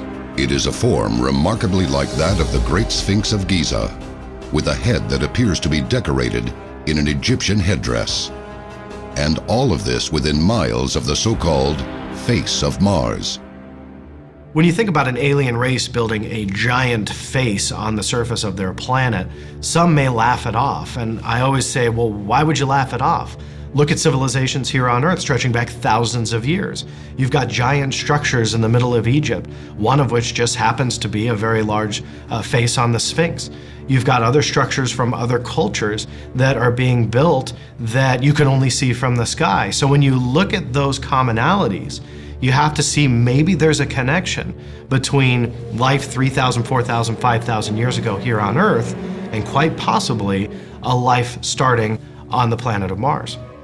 If there truly was an ancient civilization on Mars, who knows how advanced they may have become before extinction?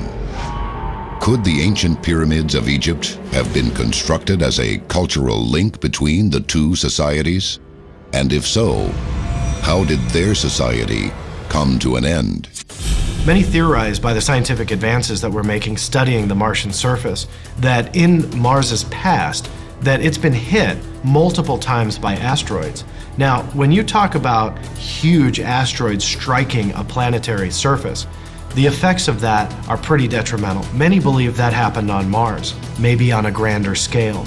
Instead of 10% of the world's life or the planet's life surviving, that you had zero survivability. Possible evidence of this catastrophic event can be found right on the surface of Mars. Concentrated on one side of the planet are over 3,000 craters, measuring 20 miles in diameter. If an asteroid a mile across were to hit the Martian surface, it's estimated that that would have the impact and the force equivalent to a 1 million megaton nuclear weapon. That is 10 million times the force of what was released in Hiroshima. The debris raised by such an asteroid could block out the sun, effectively killing all life on the planet. But could there be another explanation for these enormous craters? One that points to a very advanced ancient civilization on Mars. and a Martian nuclear apocalypse.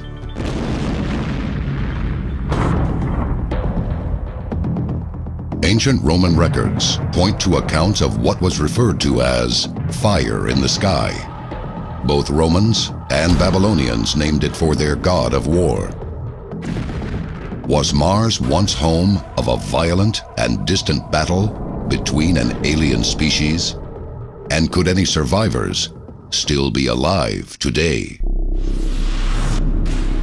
For years, we've been debating about what the Martians might look like. Science fiction gives us all kinds of different variations of what these aliens are. But in 2008, the Spirit rover gave us our first clear picture, which could show us who the Martians are. Unsealed case file, The Creature of Mars. In 2008, the Mars Spirit rover transmitted a panorama back to Earth from the West Valley of Mars. At first look, this photograph appears to merely be a stunning view of the Martian terrain. But closer inspection exposes a chilling revelation. A humanoid figure, seeming to walk just behind a ridge. It appears to have a head, a torso, even legs, caught in mid-stride. Could this real photographic evidence be a creature captured alive on the surface of Mars? If this is truly a living creature, we could be looking at a post-apocalyptic Martian survivor, a rare example of an extraterrestrial species still hiding on an alien planet. You may think we'll never know, but if expert predictions are right, the invasion of Mars could be just around the corner. Coming up next, the event that could put you face to face with an alien race. Earth invades planet Mars. This is Unsealed Alien Files, exposing the biggest secret on planet Earth. Welcome back to Unsealed Alien Files. The time to act is now. There are 3 simple steps you can take to unseal the truth. Follow on Twitter. Follow the Unsealed Twitter feed to receive breaking news of the latest alien happenings as they develop. Tell your story. Have you seen a UFO? Whatever we encountered affected our memory. Upload stories and pictures to our interactive map. Join the movement. Get the Unsealed bracelet and the unique code hidden underneath to access exclusive content. Stop living in the dark. It is definitely coming this way. Get involved in the fight to unseal the truth. Now. For decades, man has feared the potential invasion of Earth by Martians. But a twist of modern science could bring humans to invade Mars. In January 2013, the Mars 1 was announced. It could be the first private spacecraft to land on the Red Planet. It is scheduled to arrive on Mars within the next 10 years. And its cargo? A volunteer group of human colonists from Earth. They will live on and develop Mars for the remainder of their lives. These brave pioneers could explore an alien world, beginning a peaceful colonization or an intergalactic war. But at last, we may answer the question, is there life on Mars? This is Unsealed Alien Files, exposing the biggest secret on planet Earth.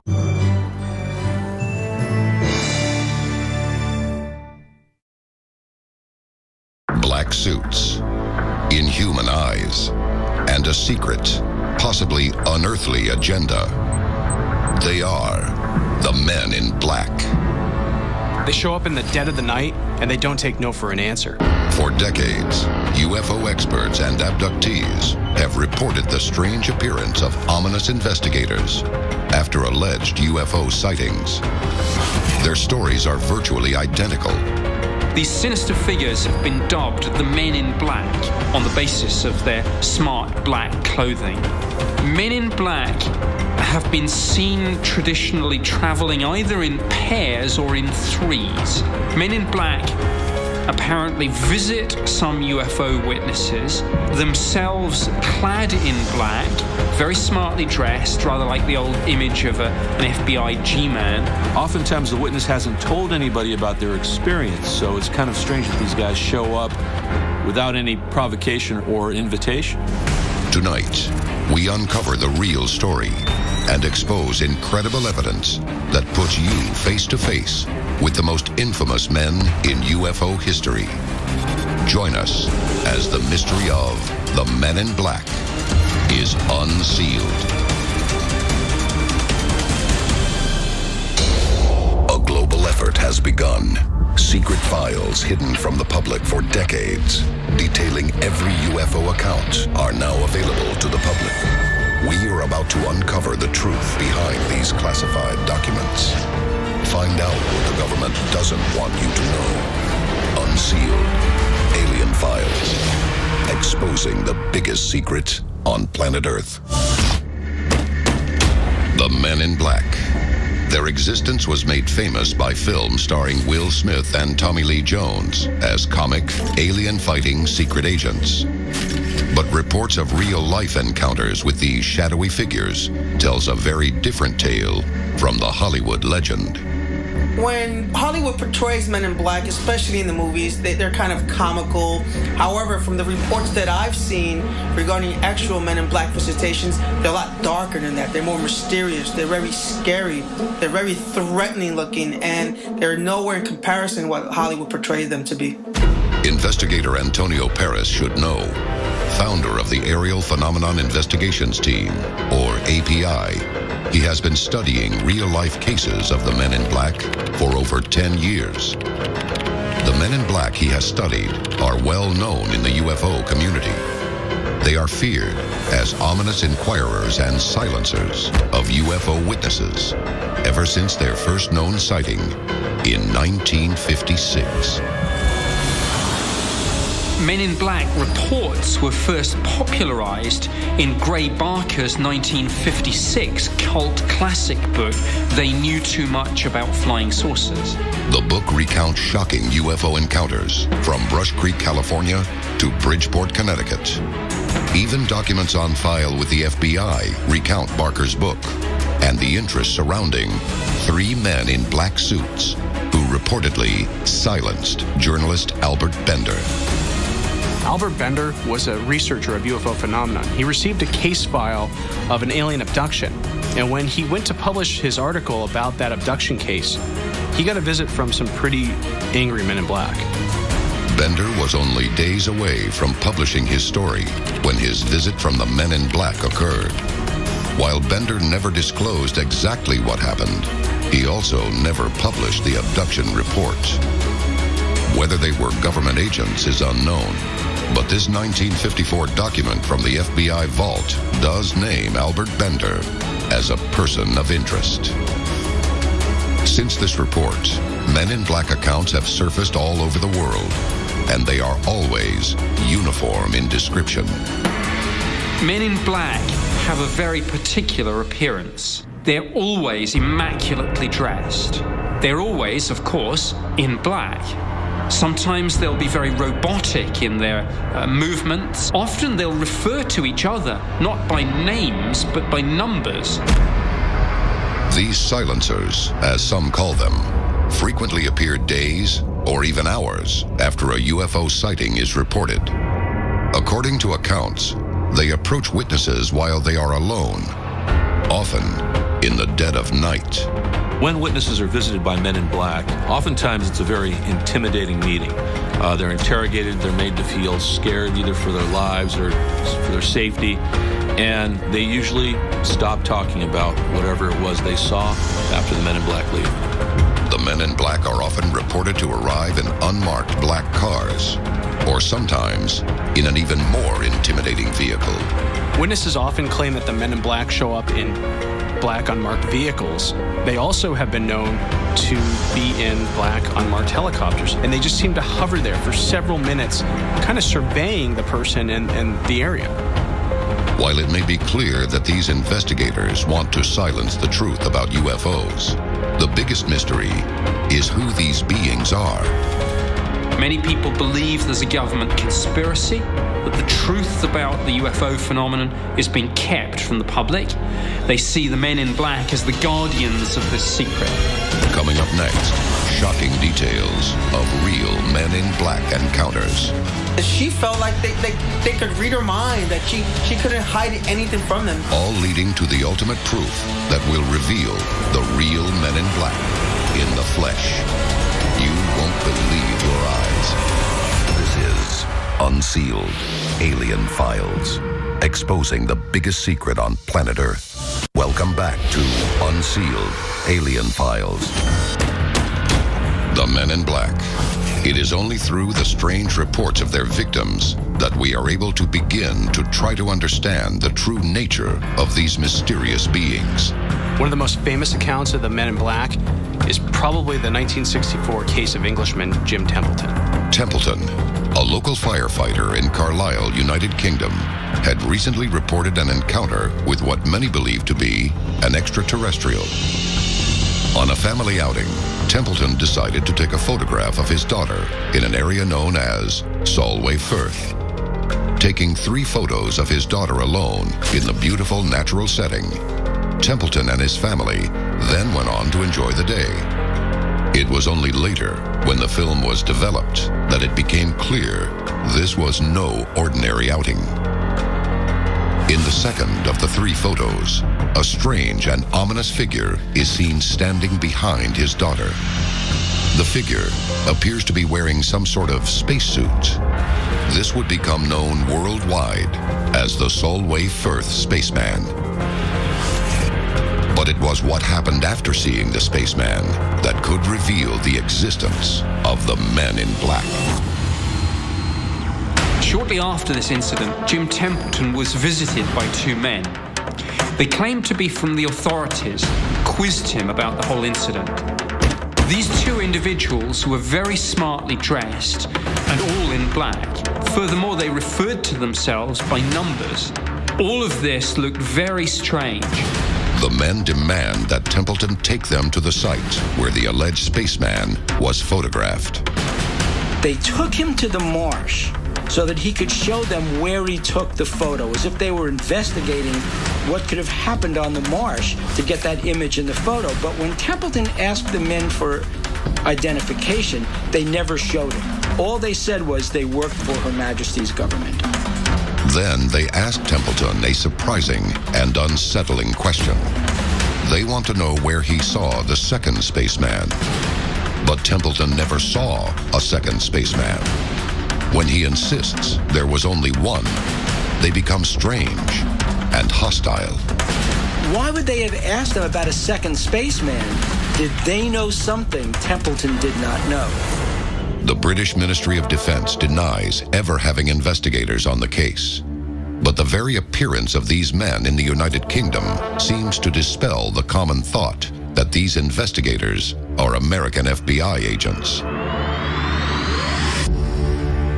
Just who are the Men in Black? One man may have the answer. When cases come in, we kind of go through what we call a triage. And that triage, we have different check marks. And so one of those check marks are, for example, multiple witnesses, some type of photo or sketch, preferably a daylight sighting, and most importantly is a credible witness. Antonio Paris is a former U.S. Army counterintelligence officer, as well as a Department of Defense counterintelligence special agent. As founder and director of the Aerial Phenomena Investigations Team, he has acquired some of the most compelling evidence in the history of Men in Black. Currently, Antonio is investigating a woman who will stop at nothing to seek the truth about one particular man in black. Her father. This witness, which we'll call Jane Doe, told me about a story that she kept with her entire life. And that story was that her dad was allegedly a Man in Black. Her father would go around to military bases, specifically Army and Air Force bases, and that he would harass the airmen and the soldiers who reported UFOs. And on some occasions, he would threaten them with their lives. She also told us stories about him seeing dead aliens and crashed UFOs. This woman who has asked to remain anonymous, wishes only to find answers as to who her father truly was. And to ensure her safety, she waited until his death.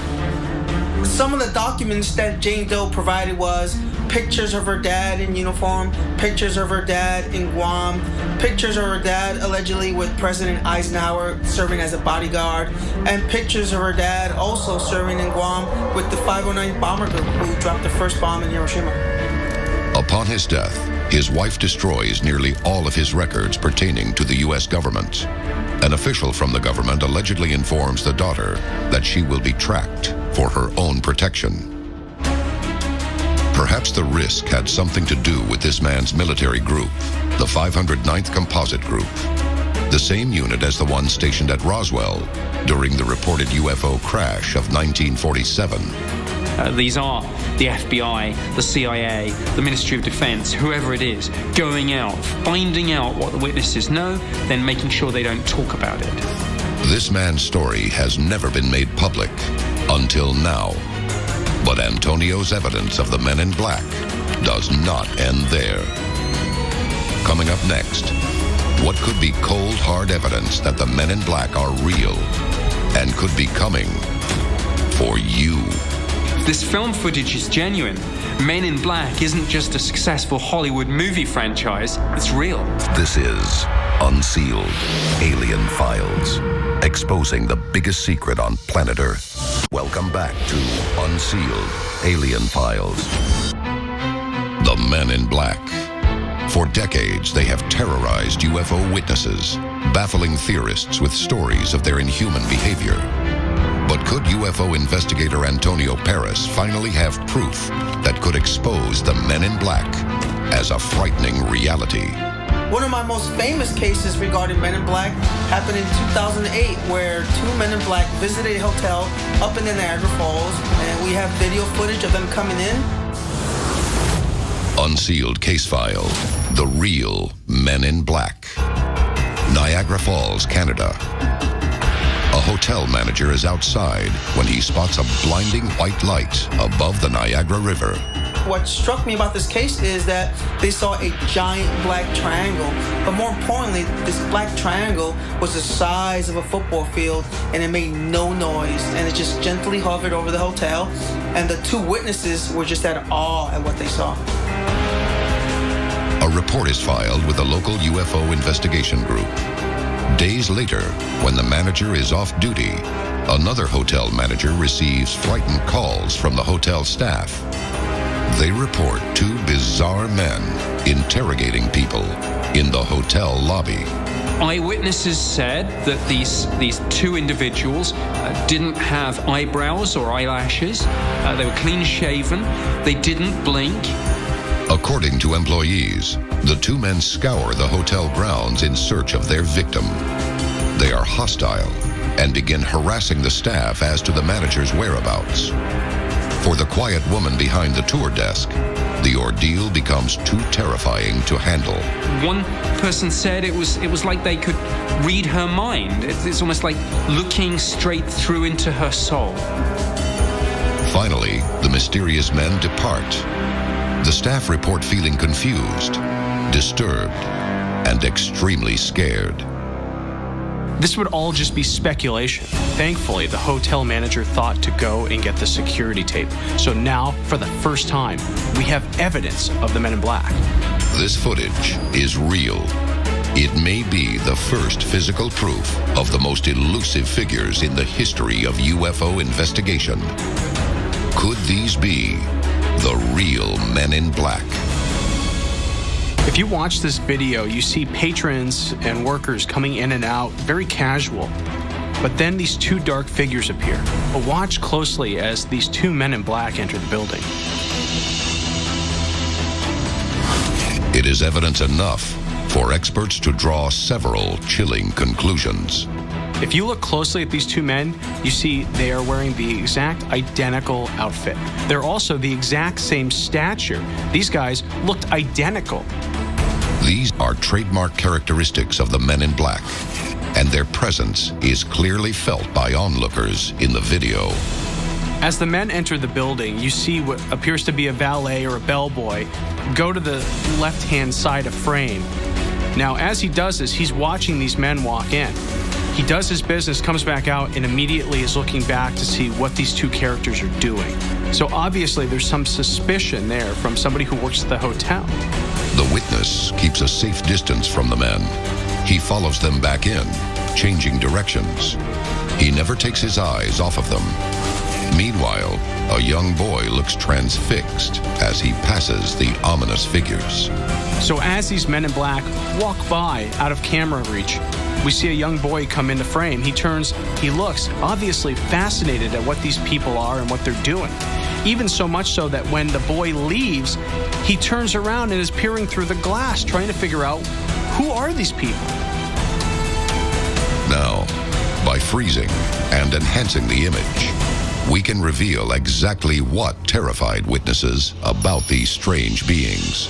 They had no facial hair, large blue eyes, and completely pale skin. But the most frightening thing that the witnesses report is that these men didn't blink once, not once, in the entire time they were there. It is through this analysis that we can finally answer the question, who are the men in black? But brace yourself. The true face of these dark agents is like nothing you've prepared for. This is Unsealed Alien Files, exposing the biggest secret on planet Earth. This is Unsealed Alien Files. The time to act is now. There are 3 simple steps you can take to unseal the truth. Follow on Twitter. Follow the Unsealed Twitter feed to receive breaking news of the latest alien happenings as they develop. Tell your story. Have you seen a UFO? Whatever we encountered affected our memory. Upload stories and pictures to our interactive map. Join the movement. Get the Unsealed bracelet and the unique code hidden underneath to access exclusive content. Stop living in the dark. It's definitely coming this way. Get involved in the fight to unseal the truth. Now. The Men in Black. Identical robotic beings cloaked in black with a single motive. For years we have wondered, who are they? But perhaps the question really is, what are they? Even from the first Men in Black report in the 40s, the idea has always been that these may not just be people working for the government, that they may in fact be extraterrestrials themselves. Hairless faces, robotic movements, telepathic knowledge. Could these be telltale signs that the Men in Black are extraterrestrial agents here to hide alien knowledge from the public? Some people have speculated that Men in Black sightings and cases such as the Solway Firth spaceman are proof of aliens among us, shape-shifting aliens, mostly in human form, but sometimes showing their true image.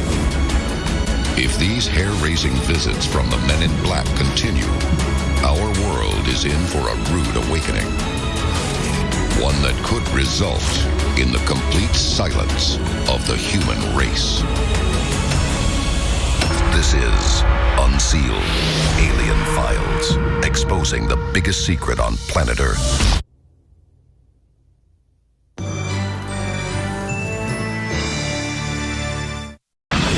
Aliens and the military. The list of global threats to the human race is long. But could Earth's armed forces be facing a new enemy that is literally out of this world? We have only to open our eyes to see how quickly our differences worldwide would vanish if we were facing an alien threat from outside this world. And yet, I ask you, is not an alien force already among us? From UFO dogfights to acts of alien aggression against the planet's most powerful weapons of mass destruction, we will expose military evidence that could prove world governments have long been preparing for the next great global conflict, a real-life war of the worlds. Tonight, we present surprising cases of alien engagement and their cover-ups. Join us as the secrets of aliens and the military are unsealed. A global effort has begun. Secret files hidden from the public for decades, detailing every UFO account, are now available to the public. We are about to uncover the truth behind these classified documents. Find out what the government doesn't want you to know. Unsealed Alien Files. Exposing the biggest secret on planet Earth. The coast of Northern California, September 17th, 2012.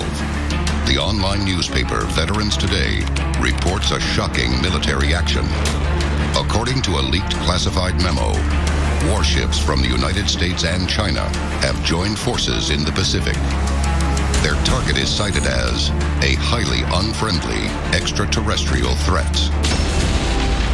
Normally at odds, the unlikely alliance raises fears of a doomsday scenario. When you look at the evidence, if the planet Earth were to ever face an invasion from an extraterrestrial race, and it really wouldn't be a war between this country and that country. Those boundaries would fade away, and that we would have to come together and fight that war together. The U.S. government has not confirmed the story, nor does it acknowledge that any evidence of alien spacecraft exists. But if there is no clear and present danger from aliens, why are American armed forces preparing for a UFO threat? Unsealed case file, Air Force Instruction 10-206. In 2011, shattering evidence of the Air Force's belief in UFOs is uncovered. While investigating whether or not the military in today's world was still investigating UFOs, I discovered Air Force Manual 10-206. This was undeniable proof to me that on the books there were still instructions for reporting unidentified flying objects. Although the public story remains that the military and the government have no interest in UFOs, Air Force Instruction 10-206 proves otherwise. This was not a manual from the 1960s or 1970s. We now have a manual, undeniable proof that the military was still actively investigating these UFO records, these UFO reports, and these UFO sightings. That's very, very significant because that is 100% contradictory to what the military wants you to believe. The military built to respond to the world's deadliest threats has officially placed flying saucers on the threat board. Even more shocking, they had been there for more than 40 years. In 1968, cadets at the Air Force Academy in Colorado Springs, Colorado, are issued a textbook titled Introductory Space Science. In it is a section that has become known simply as Chapter 33. Its subject, unidentified flying objects. This book was not a work of science fiction. This was an actual military manual that was being utilized by military students, and they were being trained by this book. Chapter 33 presents evidence that UFOs are a global phenomenon which may have persisted for thousands of years. It recognizes several explanations for these craft. Among them, the possibility that these UFOs are either manned or remote controlled by beings who are alien to this planet.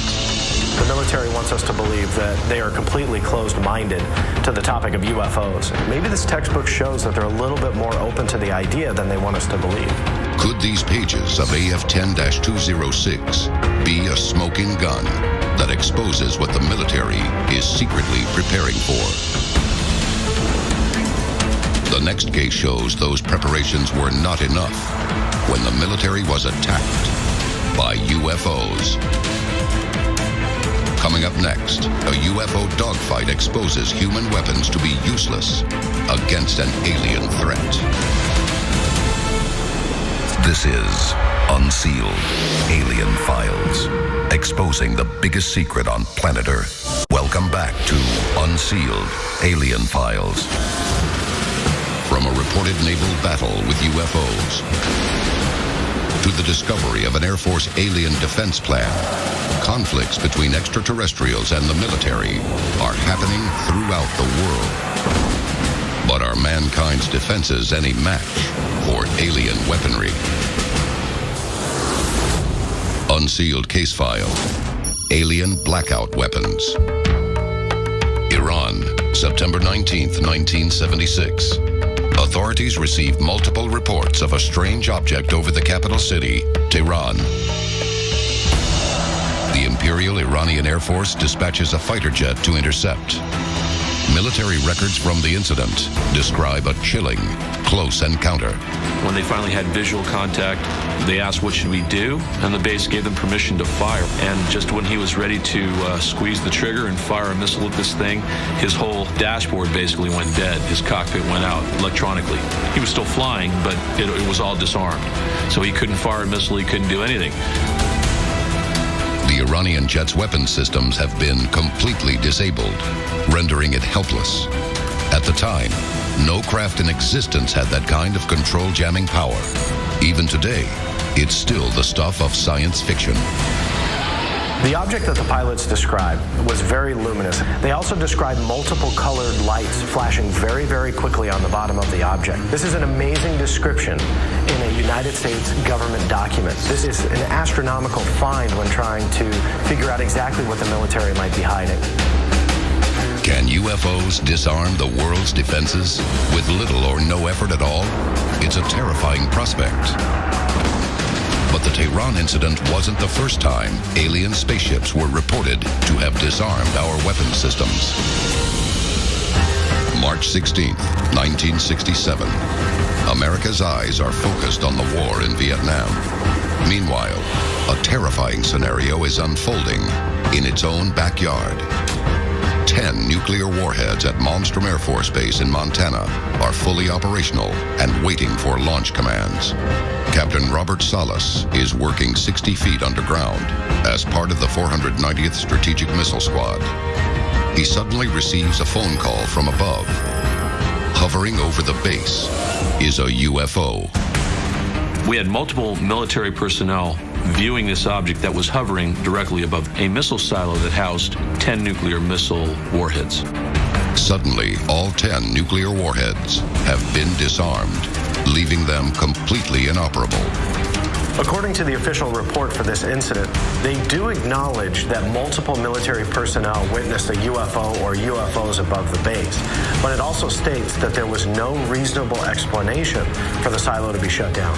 If this report is true, and the UFO's presence was connected to this nuclear missile silo being shut down, what are they trying to tell us about the most dangerous weapons we have in our military arsenal? The Malmstrom is a terrifying example of UFOs disarming humanity's most destructive weapons with no effort at all. 15 years later, they would once again toy with our nuclear weapons. Only this time, they wouldn't deactivate them, but instead push humanity to the brink of doomsday. Unsealed case file, the Ukrainian incident, 1982. The Cold War between the United States and the Soviet Union has hit a fever pitch. Nuclear missile sites on both sides are on constant alert. On the evening of October 4th, multiple witnesses report strange lights appearing in the sky above the long-range nuclear missile base at Usovo. They perform a series of acrobatic maneuvers, but suddenly, the dazzling light show takes a terrifying turn. Below ground in the silo, control panels spring to life on their own. The missiles are preparing to launch. For 15 heart-stopping seconds, base personnel watch helplessly as the world teeters on the brink of Armageddon. But then, just as suddenly as the launch sequence began, the system shuts down. While outside, the mysterious lights have disappeared. With so many UFO confrontations occurring between the world's militaries and UFOs, why is the truth being kept secret? I think if the military were to capture or be given alien technology, I think they would absolutely want to keep that to themselves. I can only come up with two reasons. One, to make sure there's no mass hysteria, that people aren't going out and trying to shoot these UFOs down with their own guns.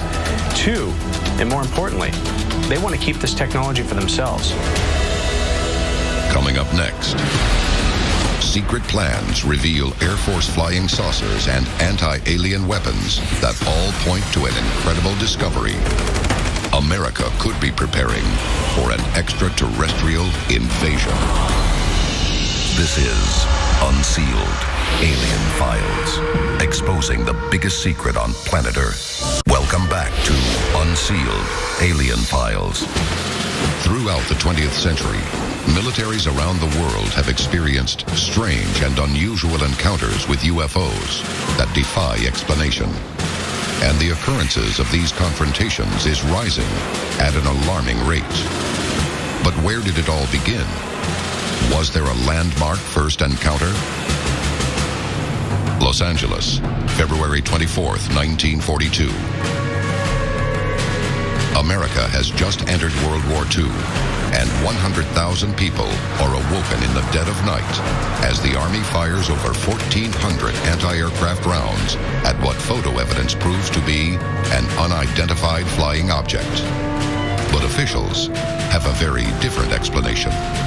The United States military maintains that the object was simply a weather balloon, and yet not a single piece of evidence was ever recovered. U.S. military run-ins with UFOs continue through decades, including the ultimate encounter, the Army's alleged recovery of a downed alien aircraft in Roswell, New Mexico.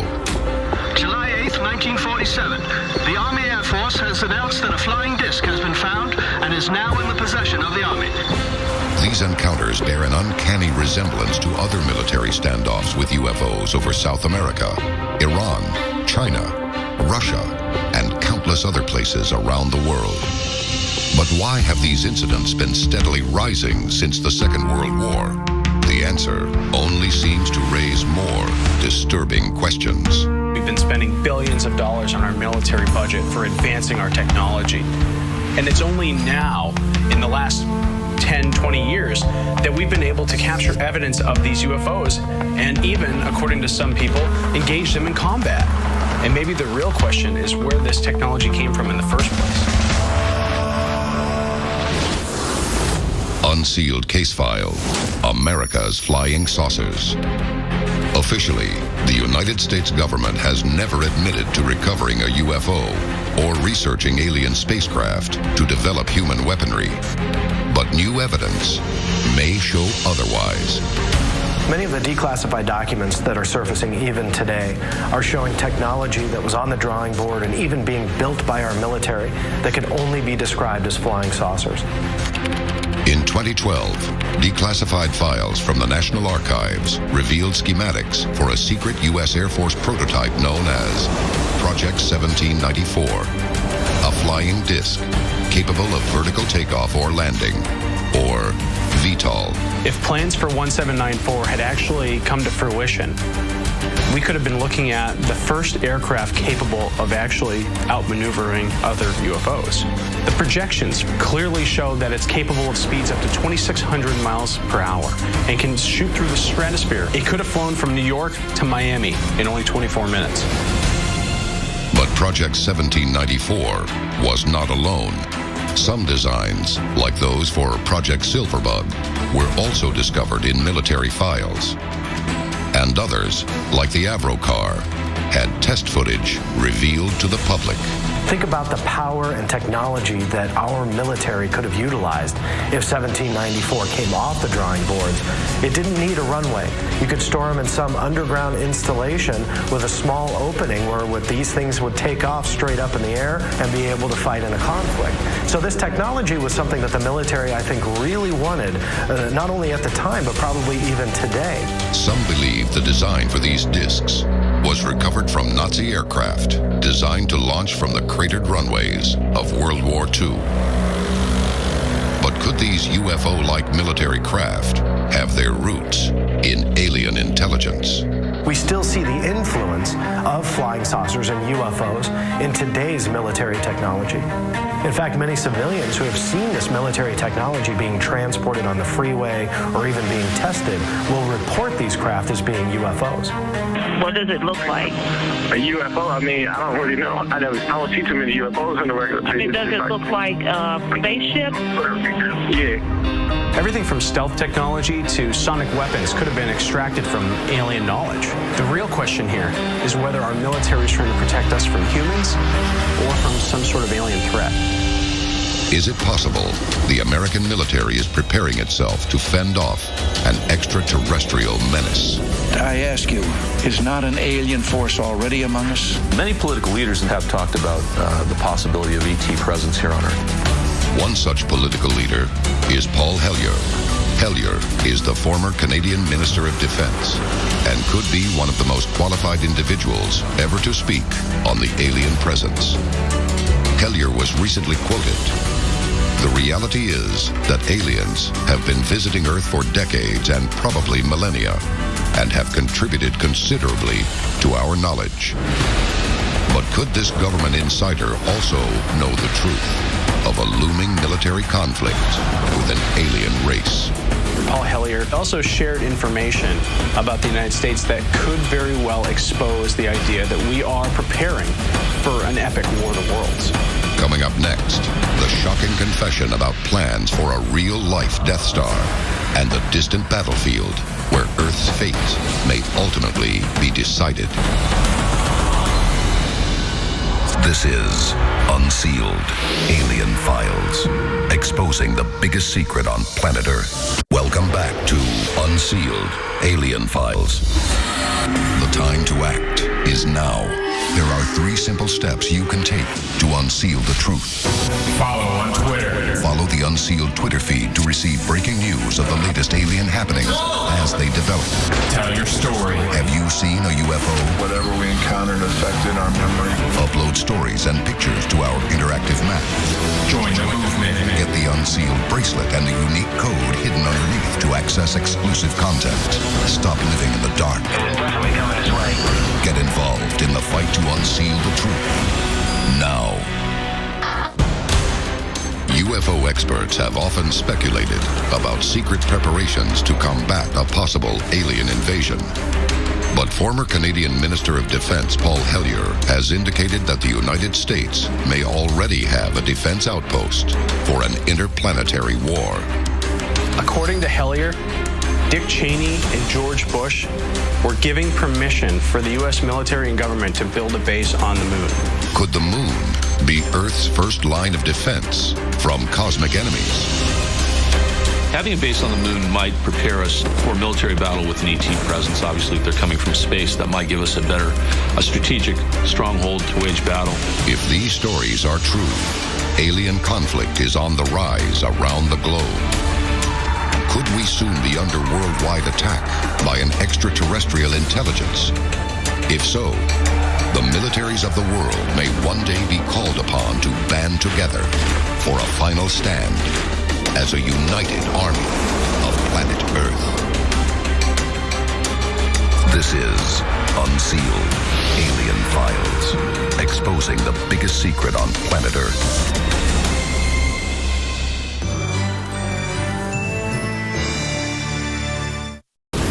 UFO sightings have exploded into a worldwide phenomenon.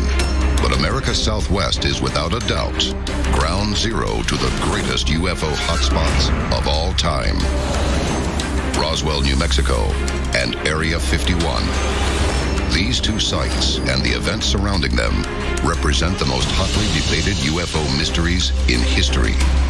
And thanks to the United States government's unprecedented secrecy, the public knows dangerously little of what really happened.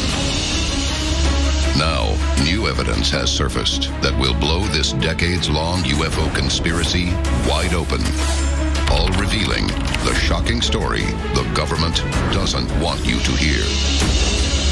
From rogue CIA agents to startling accounts of advanced UFO technology, join us as the secrets of Roswell and Area 51 are unsealed. A global effort has begun. Secret files hidden from the public for decades, detailing every UFO account, are now available to the public. We are about to uncover the truth behind these classified documents. Find out what the government doesn't want you to know. Unsealed Alien Files, exposing the biggest secret on planet Earth.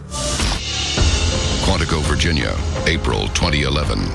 The FBI's official website is overwhelmed by traffic, triggered by the release of a mysterious 60-year-old memo addressed to former FBI Director J. Edgar Hoover. Its explosive contents may at last reveal the truth behind the biggest alien conspiracy of all time. Unsealed case file, the Guy Hotel memo. Guy Hotel was a former special agent in charge of the FBI's Washington field office. In a memo dated March 22, 1950, he records an eyewitness account of an incident in 1947 that would change the course of human history. The recovery of flying saucers crashed in the New Mexico desert. In the memo, Hotel states, they were described as being circular in shape, with raised centers, approximately 50 feet in diameter. Each one was occupied by 3 bodies of human shape, but only 3 feet tall. The 2011 release of this previously classified document sends shockwaves throughout the UFO community. It finally confirms what independent investigators have long suspected, that the U.S. government knows about the existence of extraterrestrials and has deliberately kept it hidden from the public. Many conclude the memo to be the first official account of the most infamous UFO case of all time, the Roswell incident. Unsealed case file, the Roswell incident. Roswell, New Mexico, 1947. On the night of July 2nd, the Wilmots, a local couple, see a glowing disc-shaped object plummet from the sky at a blistering speed. It disappears beyond a line of trees northwest of town. The Wilmots aren't sure they believe their eyes. The next morning, ranch worker Mac Brazel discovers a trail of metallic debris in approximately the same place where the Wilmots' flying disc disappeared the night before. Brazel collects some of the strange material and brings it to the local sheriff's office. The sheriff quickly notifies officials at Roswell Army Air Force Base that there has been some kind of air crash, and the base sends Major Jesse Marcel to the site to investigate. His son Jesse remembers the event in vivid detail. He came back real late one night, about 2 o'clock in the morning, as I recall, very excited because he woke myself, my mother up saying they found parts of a UFO or a flying saucer. The wreckage is unlike anything Marcel has ever seen. Nonetheless, the investigation under Base Commander Colonel William H. Blanchard starts out as routine. People always talk about the cover-up of the crash at Roswell, but actually, in the very beginning, there was no cover-up. The Army stepped right up and admitted that there was a crash of a flying saucer at Roswell and that they retrieved that actual disc itself. I was instructed by Colonel Blanchard to put out a press release which in effect stated that we had in our possession a flying saucer. July 8, 1947. The Army Air Force has announced that a flying disc has been found and is now in the possession of the Army. The announcement is a bombshell. America has recovered a bona fide UFO. The story, naming the Wilmots as witnesses, quickly goes national and then international. The military is caught completely off guard. The next day, in a sudden about-face, they retract the statement, declaring the Roswell wreckage to be that of an ordinary weather balloon. It's a stunning reversal that raises many questions. Why did the military change their story? What did they really have on their hands? What were they trying to hide? Now, over 60 years later, eyewitnesses have come forward with stunning new details that will uncover the devastating truth behind the Roswell incident. This is Unsealed Alien Files, exposing the biggest secret on planet Earth. Welcome back to Unsealed Alien Files. Roswell, New Mexico, July 1947. A mysterious object crashes in the desert outside town. The U.S. military announces to the world it has recovered the wreckage of a flying saucer, only to retract the statement the following day. Many believe the military is hiding something. The question is, what? the Pentagon holds a press conference at which Major Jesse Marcel presents a sample of the material he allegedly recovered. Marcel is asked to pose in front of that debris, and the Army then retracts the story of the crash at Roswell and says it's actually a weather balloon. In other words, Colonel Blanchard had to agree to make Major Marcel look like a fool in the eyes of all the media, basically putting his black mark on a career intelligence officer's military career. This is my father holding up what is very obviously parts of radar target with balloon debris. This is not what was seen on the floor of our kitchen that evening or that late early morning hours in 1947. This is totally different. The press conference is just one of many cover-ups surrounding Roswell, and some have deadly implications. The original news article cited the Wilmots as the only eyewitnesses to the crash. In reality, they were far from alone. There were multiple eyewitnesses that night, and unlike the Wilmots, many set out for the crash site to investigate, only to discover all routes cut off by military roadblocks. The troops on hand had a chilling message for any who approached. He said, "You never saw anything. You were not there. You don't know anything."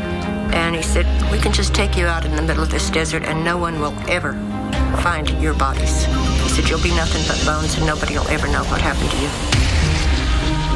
What secret could drive the military to resort to cold-blooded threats? The answer comes from a man who was on the actual crash response team. We learned right then and there it wasn't a plane. The craft was opened halfway and one body was inside the craft. Then we radioed it, have a truck, a flatbed, and a crane and everything else just come out to the side to clear everything off. As the years pass, fewer and fewer witnesses to the original events remain, but some refuse to take their secrets to the grave. Unsealed case file, the Roswell Confessions. 2002, Walter Haut, the man behind the Roswell press release, produces a sworn affidavit revealing the details behind the original cover-up. In it, he provides a compelling first-hand account of his viewing of both the Roswell wreckage and the bodies of the UFO's alien crew. Here's what really happened in the aftermath of the Roswell crash from the eyewitness. Lieutenant Walter Haut, Public Information Officer, and this was an affidavit in a court of law. This carries enormous weight. In 2012, a 35-year veteran of the CIA's clandestine services with high-level security clearance is working in one of the CIA's many vaults when he discovers a box simply marked Roswell. Inside, he discovers a startling collection of papers and photos that reveal what really happened that fateful night in 1947. Rather than continue the deception, he decides to tempt fate and go public. In his words, "I absolutely know that there was a craft from beyond this world that crashed at Roswell, that the military picked up remains of not just that wreckage, but cadavers, and all of that was made public for a short while." But what happened to the wreckage? And more importantly, what became of the alien bodies? Coming up next, answers to the biggest questions of our time may lie deep inside America's most infamous military base, Area 51. This is Unsealed Alien Files, exposing the biggest secret on planet Earth. Welcome back to Unsealed Alien Files. What happened to the debris from the Roswell crash? And where are the alien bodies rumored to have been recovered from the wreckage? The truth may lie in the most heavily guarded place on Earth. Unsealed case file, Area 51, declassified. Deep in the Nevada desert, 83 miles northwest of Las Vegas, is an unidentified American Air Force base. Some call it Dreamland.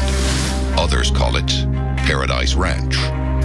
The the only official record of its existence lies deep inside a top-secret CIA file, where it is simply known as Area 51.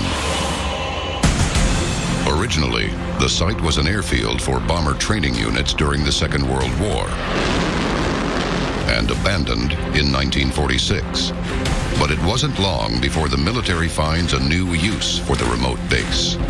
Area 51 began as actually a research and assembly facility, an Air Force assembly facility for the development of the first spy plane. Today, the area is cordoned off and the airspace overhead restricted. Unmarked security vehicles patrol the perimeter. Anyone daring to cross will be shot. Anyone daring to violate its airspace will be shot down.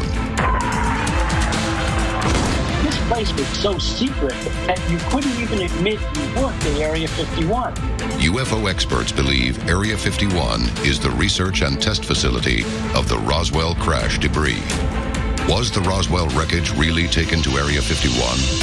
Has anyone who worked inside dared to go public to reveal the research going on inside the perimeter? According to Los Angeles Times writer Annie Jacobson, they have. Recently, she conducted an extensive series of interviews with former Area 51 employees. One engineer who worked at the site in 1978 confirmed the debris and bodies from Roswell were in fact taken to Area 51 for testing. But in a stunning twist, he goes on to say that they were in no way alien in origin. Unsealed case file, the Soviet stratagem. 1945. The war is over. Germany and Japan are defeated. But lasting peace remains elusive. America and the Soviet Union are now at odds, and the threat of another war is very real. Stalin knows the U.S. holds the upper hand with its new arsenal of nuclear weapons. To win, he must chip away at America's will to fight. Stalin devises an extraordinary plan. He intends to land an alien-looking aircraft flown by alien-looking pilots in the heart of the United States. His goal is to incite a UFO panic like that caused by Orson Welles with his 1938 radio adaptation of H.G. Wells's War of the Worlds. The Soviet saucer will be a modified version of a captured German aircraft known as a flying wing. But how to create plausible-looking alien pilots? For this, Stalin turns to the unlikeliest of allies, Nazi doctor Joseph Mengele. During the war, Mengele performed unspeakable experiments on human subjects at Auschwitz, where he became known as the Angel of Death. Stalin's agents seek out Mengele and ask him to put his terrible skills to work to create plausible-looking alien pilots. According to Annie Jacobson's source, Mengele experiments on teenagers, producing hideous deformities that bear a striking resemblance to the aliens described in the Guy Hotel memo. It's an evil plot, foiled only at the last minute by a bizarre twist of fate. Crossing into American airspace, the remote control craft is caught in a storm that sends it falling from the sky near Roswell. Was Roswell really a Soviet plan to win the Cold War? Could the mountains of alien evidence at Roswell and Area 51 all be false? Or was Jacobson's source a government plant in yet another elaborate cover-up scheme? Another Area 51 insider tells a very different story. Bob Lazar claims to have worked inside Area 51 during the 1980s, where he conducted research on technology recovered from 9 different flying saucers. Bob Lazar claimed that he was an engineer there and that his job was to reverse engineer the propulsion system of one of these craft. He had friends that he would bring out to Groom Lake on certain nights of the week so that they could see these things going up in the air. Lazar has also revealed that the military wasn't just working with alien technology, it was actually working with the aliens themselves. And his description of them bears an uncanny resemblance to the aliens in the Guy Hotel memo. But if Lazar is telling the truth, then what has become of the futuristic aircraft built using alien technology? Coming up, we will hear the final terrifying truth about Area 51 from one of America's most respected aerospace engineers. On Unsealed, Alien Files, exposing the biggest secrets on planet Earth. Welcome back to Unsealed, Alien Files. The time to act is now. There are 3 simple steps you can take to unseal the truth. Follow on Twitter. Follow the Unsealed Twitter feed to receive breaking news of the latest alien happenings as they develop. Tell your story. Have you seen a UFO? Whatever we encountered affected our memory. Upload stories and pictures to our interactive map. Join the movement. Get the Unsealed bracelet and the unique code hidden underneath to access exclusive content. Stop living in the dark. It is definitely coming this way. Get involved in the fight to unseal the truth. Now. What is going on inside Area 51? Is the military really experimenting with alien technology like that recovered at Roswell? Ben Rich was a director at Lockheed Martin's legendary Skunk Works production facility in Palmdale, California, from 1975 to 1991. In an interview conducted shortly before his death in 1995, Rich would reveal that American aerospace engineers have long been working with what he called hand-me-down alien technology. It's famous for a statement that he made. Whatever you see out there, flying in the sky, cruising across the desert, we're 50 years ahead of that. In other words, we're already way ahead of what you think we have. Okay, that's interesting. Now, let's throw the ET component into it. If they've had one or more crash vehicles they've been studying for decades, then who knows how many years they are ahead. Maybe Ben Rich's statement is based on that. Rich alleges this research was conducted under the direct oversight of the United States government until 1969, when Richard Nixon handed it over to an unidentified international board of directors. In his final days, Ben Rich realized this placed too much power in the hands of an elite few. The public had a right to know the disturbing legacy of Roswell and Area 51. Could the identity of Nixon's shadowy board of directors have been none other than the infamous Majestic 12?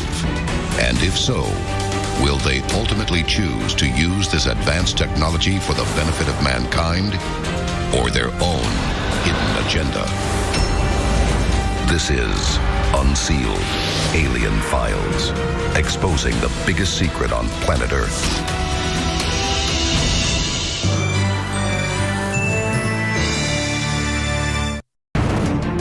UFO phenomena occur all over the world. Shocking new evidence suggests that alien life on Earth may be hidden in some of the world's most isolated places. These locations are often travel restricted and signposted off limits. They say it is for our own protection, but could it actually be for the protection of alien visitors?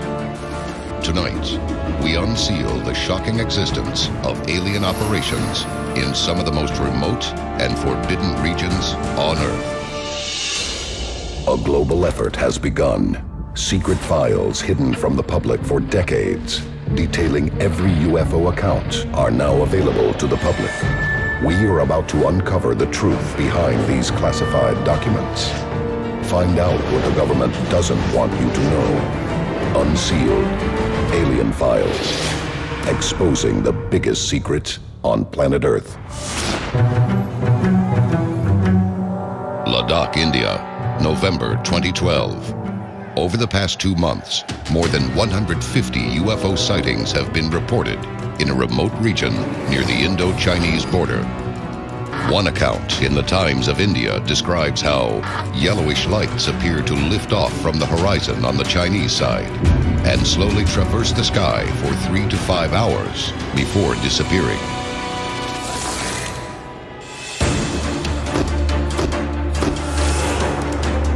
Ladakh lies in the Himalayas, the world's highest mountain range, and one of the most inaccessible regions on Earth. The Indian government investigates the claims, suspecting the UFOs to be Chinese drone aircraft patrolling the area. But the UFO descriptions don't match any known model of Chinese drone. Without explanation, the matter is declared closed. A number of UFO reports that come in are actually military aircraft that civilians see and have no idea what they're looking at. Are the Ladakh UFOs alien spacecraft? If so, could they have a base somewhere high in the Himalayas? It seems an ideal place to hide. The world is filled with remote locations, virtually inaccessible to the general public. Are extraterrestrials hiding in some of these remote sites? If so, who was on Earth first? Humans or aliens? They live inside planet Earth. The weather began to change, the climate began to deteriorate, began to get colder, and these creatures migrated to warmer and warmer spots inside the Earth. They survived. They survived for millions of years, and when they made their way back to the surface of the Earth, bingo! What did they see? Human beings. Unsealed case file. The Kincaid Expedition. March 1909. The Phoenix Gazette publishes 2 articles chronicling explorer G.E. Kincaid's recent expedition into the Grand Canyon. Kincaid claims to have uncovered a hidden underground city filled with artifacts that appear to be of Egyptian origin, hieroglyphic writing, and mummified remains stored in burial chambers. Experts from the Smithsonian visit the site to verify Kincaid's account. But on completion of their investigation, the site is suddenly declared off limits, and the entrance to the cave sealed off. Public access is banned to this day. The underground city is never mentioned again. The 2 stories printed in the Phoenix Gazette remain the only published accounts. Why would the Smithsonian cover up such an astounding archaeological find? And why has public access been banned? Apache, Zuni, and Hopi legends speak of strange humanoid creatures living among us in underground cities. These creatures are said to have saved humanity from a natural disaster that threatened to wipe out all life on Earth. These ancient people had wisdom well beyond their years. So it begs the question, was there outside consultation? And could that have been from somebody with a bigger perspective on our little world? These beliefs are not unique to North America. Many ancient cultures living oceans apart share strikingly similar tales. Cave drawings and hieroglyphics show ancient peoples living and working with extraterrestrials, often referring to them as gods. Were these stories told for the protection of humanity or to hide ancient alien activity on Earth? One of the biggest unanswered questions about ancient civilizations and their connection to extraterrestrials is, would they make a record of it? And I think humans would absolutely make a record of aliens or extraterrestrials from another planet visiting and helping us. The Mayans documented their extraterrestrial encounters in great detail. The best known example is the Pakal sarcophagus that many believe shows an alien astronaut piloting a spacecraft. But the Mayans did much more than depict stories of extraterrestrial travel. Throughout the Mayan region of Mexico, large sinkholes plunge deep into the earth. Called cenotes, they are sacred to the Mayan religion. The Mayans believe they can speak to the gods through cenotes, even travel to the underworld known as Xibalba, or place of fear. Are cenotes a Mayan vision of the home of the gods? Or were their gods actually aliens, making the cenotes a portal to an alien world? Coming up, we investigate possible alien infiltration of remote bases and their potential influence on modern technological advances.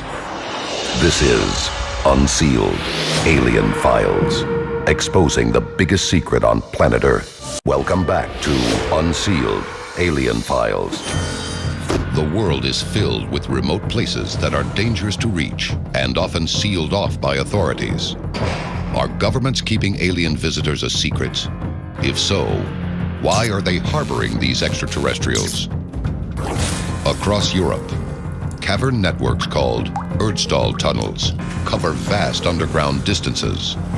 Loosely translated, Erdstall means place in the earth.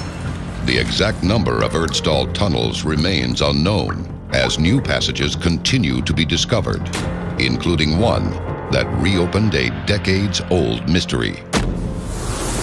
Unsealed case file: the Freiburg Tunnel. Freiburg, Germany, 2011. A new Erdstall tunnel opening is discovered on a dairy farm, but the location reminds many UFO experts of another infamous event. In 1936, Freiburg was the site of a mysterious UFO crash. Nazi scientists are said to have recovered advanced technology from the wreckage, then reportedly probed its secrets to create a new generation of superweapons. During the 1930s and 1940s, the Nazis were making huge leaps forward with technology. One of the biggest pieces of technology that they had created was called the V2 rocket. Now, the V2 rocket was so highly advanced, it could actually deliver a weapons payload onto Great Britain.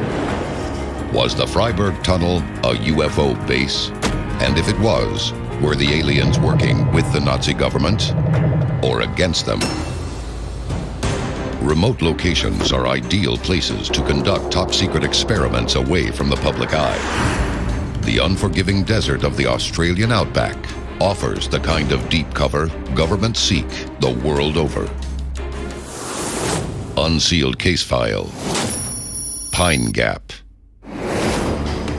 Its official name is the Joint Defense Research Space Agency, but it is better known as Pine Gap. Established in 1970 as a satellite tracking station, it is jointly run by the Australian and American militaries. But over the years, Pine Gap is said to have been repurposed into a top-secret testing ground for alien technology retrieved from UFO crash sites. But is there a difference between what the military tells you it knows and what it really knows? It's rumored the Pine Gap complex runs as deep as 5 miles into the earth. But what goes on beneath the desert remains unknown. For all the efforts to keep Pine Gap secret, a series of unexplained events has put the base under unwanted scrutiny.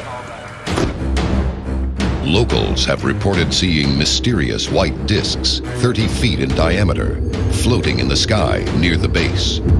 Experts come to the stunning conclusion that they may in fact be man-made UFOs.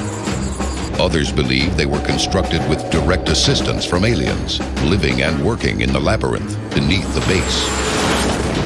Hard evidence of the top-secret work underway at the base was collected from the most unexpected source imaginable. On March 15, 1991, the Space Shuttle Discovery was passing over the area when its cameras picked up something astonishing. The footage shows a massive UFO hurtling over Australia at an estimated speed of over 50,000 miles per hour, nearly 3 times the shuttle's top speed on launch. Some believe the UFO was the product of top-secret work underway at the base.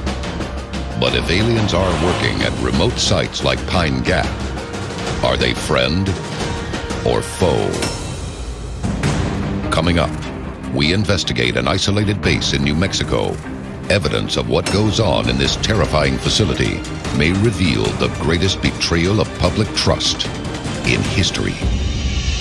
This is Unsealed Alien Files, exposing the biggest secret on planet Earth. Welcome back to Unsealed Alien Files. At secret bases like Pine Gap in the Australian outback, aliens are said to be helping scientists build futuristic aircraft and weapons. But are these aliens really our allies? Compelling evidence exists that humans and aliens may have already engaged in combat, deep inside one of the most closely guarded bases on Earth. Unsealed case file. The Battle of Dulce. Dulce, New Mexico, 1977. Cattle have been discovered mutilated. The cuts have been made with a surgical precision beyond the capability of any known technology. The bizarre crimes catch the attention of Albuquerque-based physicist and UFO researcher Paul Benowitz. During his independent investigation, he is introduced to a woman who claims to know what is behind the bizarre crimes. Under hypnosis, she reveals to Benowitz that she and her son were abducted by aliens and taken to an underground base. There, she saw not only cattle being mutilated and drained of their blood, but vats filled with human body parts. While there, the abductees were fitted with alien implants through which extraterrestrials could control their bodies. Benowitz is stunned by the woman's account. He begins monitoring communications in the area and picks up what he believes to be transmissions from an alien spaceship. Benowitz tracks the UFO to a remote area on the New Mexico-Colorado border that he dubs Dulce Base. In 1979, UFO insider Thomas Costello infiltrates Dulce and smuggles out shocking photos. Costello's photos show aliens conducting horrifying genetic experiments on humans. Even more shocking, Costello says the human subjects were abducted with the full consent of the United States government. Another theory is the fact that they're genetically engineering humans, that it could serve some purpose in altering our genetic code or the way that we evolve as human beings. My guess is they could potentially make a life form that they would like us to evolve into, let alone just try and make another lesser being evolve into what they're aiming to create.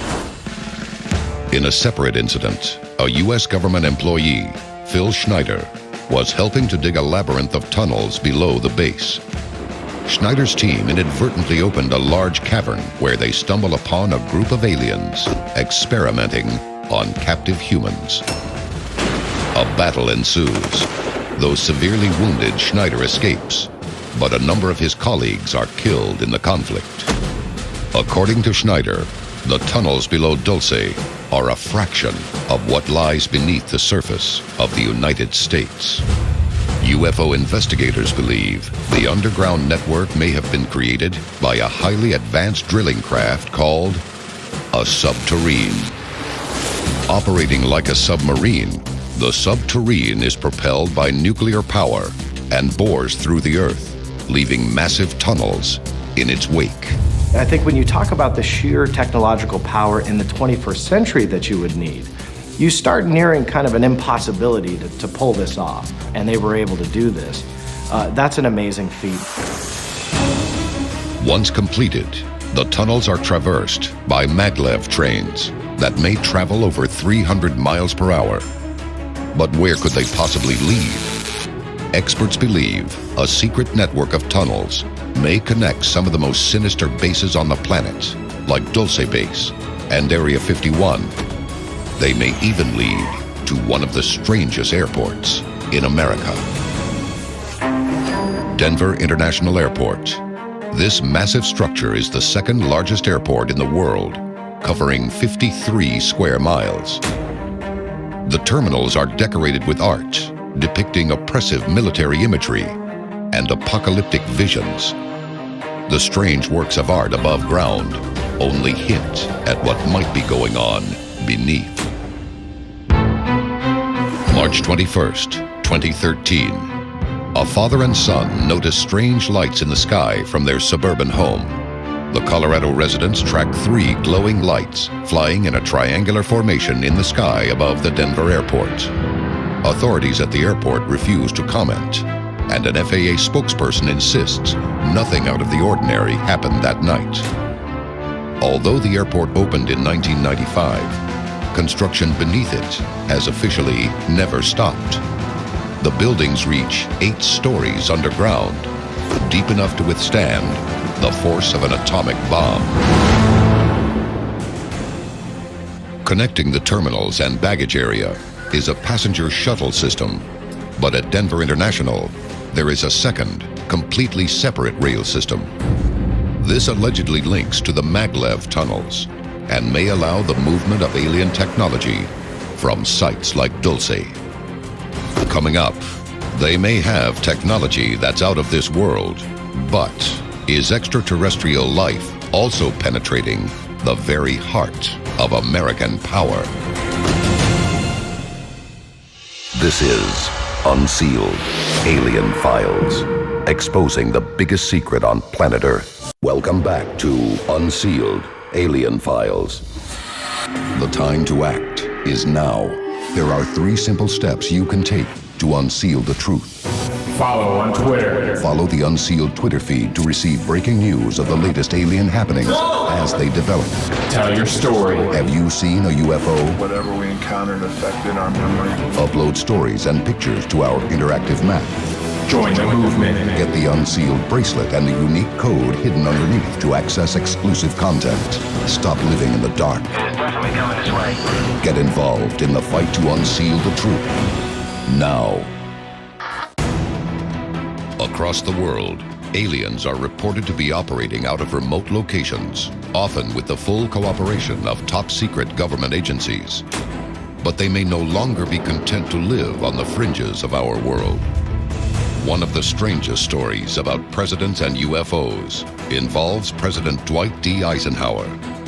It is said that Eisenhower had not 1, not 2, but actually 3 or 4 meetings with extraterrestrials to establish an open skies agreement with them.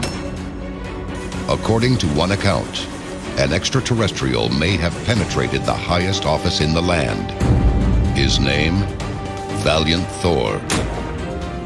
Valiant Thor allegedly went to work at the Pentagon for 3 years when he was codenamed The Stranger. To this day, the chilling nature of his work for the United States government remains unknown. Is Valiant Thor's infiltration of the U.S. government in the guise of friend or foe? And what will become of the human race when every earthbound alien decides the time for hiding is over? This is Unsealed Alien Files, exposing the biggest secret on planet Earth.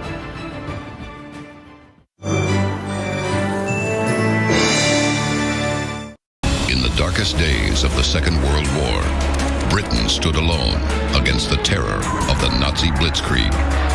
The nation rallied under the motto, "Keep calm and carry on," to turn the tide.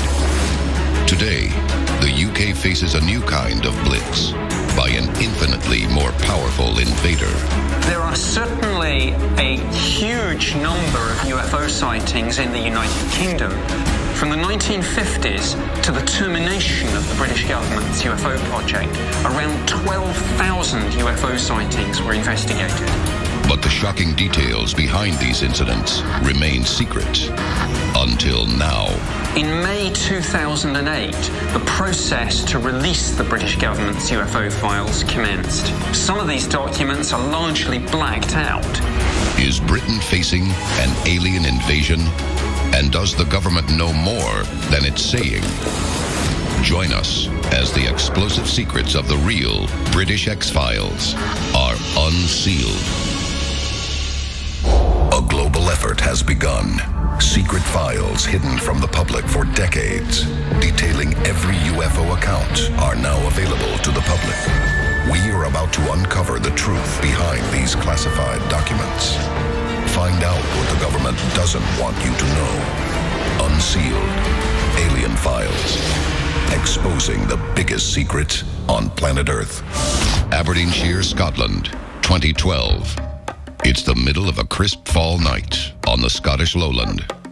The Ritchie family is suddenly awakened by flashing lights in the sky. Looking out of the window, they are shocked to see a circular object hovering above their farm, where it remains for 4 hours. The family captures compelling video evidence of the encounter before it flies off.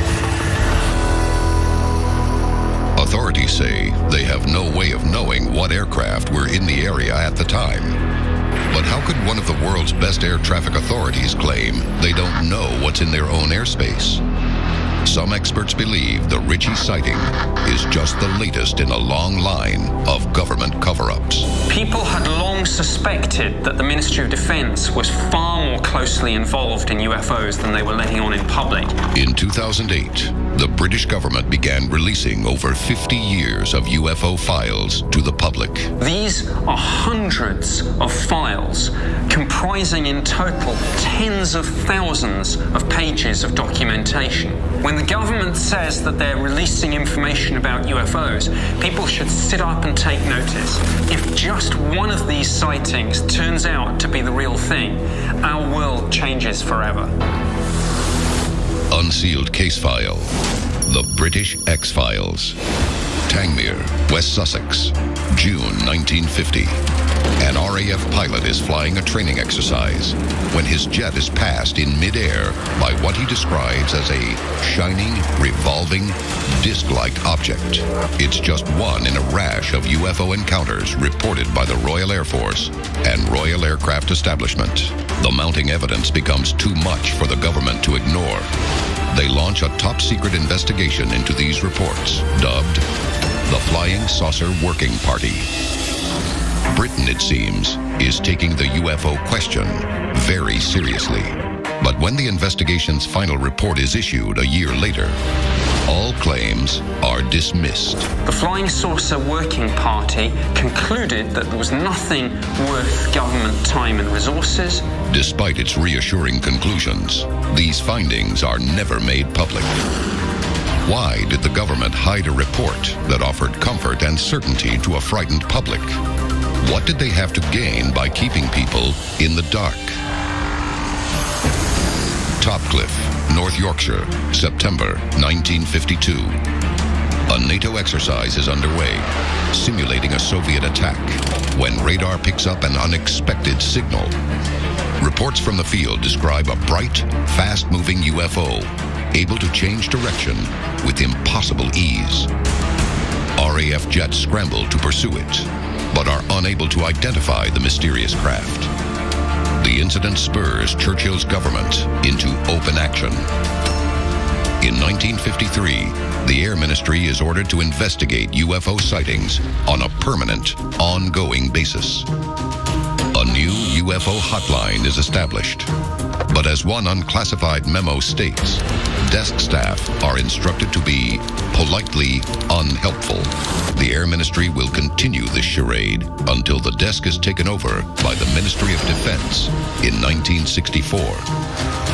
The MOD has a different view of UFOs. It sees the increase in sightings as a clear and present danger to Britain's national security and is about to launch an ultra-secret investigation of its own. 60 years later, its shocking findings are only now ready to be revealed. This is Unsealed Alien Files, exposing the biggest secret on planet Earth. Welcome back to Unsealed Alien Files. Throughout the 1950s and 60s, Britain experienced an unprecedented wave of UFO sightings. This peaks in 1966 and 67, a time when the world is preoccupied with psychedelic visions of the great beyond, the American space program, and the war in Vietnam. During this period, the government's UFO hotline records nearly 400 reported sightings. The alien debate reaches Parliament, much to the amusement of government skeptics. Behind the scenes, one department is taking the matter very seriously. The Ministry of Defense has set up a science specialist team called DI-55 to investigate UFO sightings. It's so secret that the public won't know of its existence until the 1990s. The default position of the Ministry of Defense was to say nothing. The MOD is, by its very nature, an inherently secretive organization. There are few departments in government more secretive than the Ministry of Defense. It's a trend that would continue throughout the 1970s and climax in the most infamous UFO incident in Britain's history. unsealed case file, the Rendlesham Forest Incident. Rendlesham Forest, Suffolk, December 1980. 2 American airmen stationed at nearby RAF Woodbridge witnessed what they at first believed to be a plane crash. John Burroughs and Jim Penniston, together with some other military personnel, sought permission to go out into the forest to investigate what they initially thought was a crashed aircraft. When Burroughs and Penniston approached the site, they found in a small clearing not a crashed aircraft, but a landed UFO. The incident, which occurred close to not just 1, but 2 RAF bases, represents an unprecedented breach of high-security airspace. And it wouldn't be the last. On a subsequent night, a social function was taking place at the base when a young airman went up to the deputy base commander, Charles Holt, saluted and said, "Sir, it's back." Holt is skeptical. Nonetheless, he goes to the landing site with a tape recorder and a Geiger counter. We found a small blast, what looks like a blasted or scruffed up area here. He picks up significant trace radiation readings. The meter's definitely given pulse. In the middle of his investigation, he notices mysterious flashing lights nearby. Wait, I know it's where? Right in this position here, straight ahead, in between there it is again.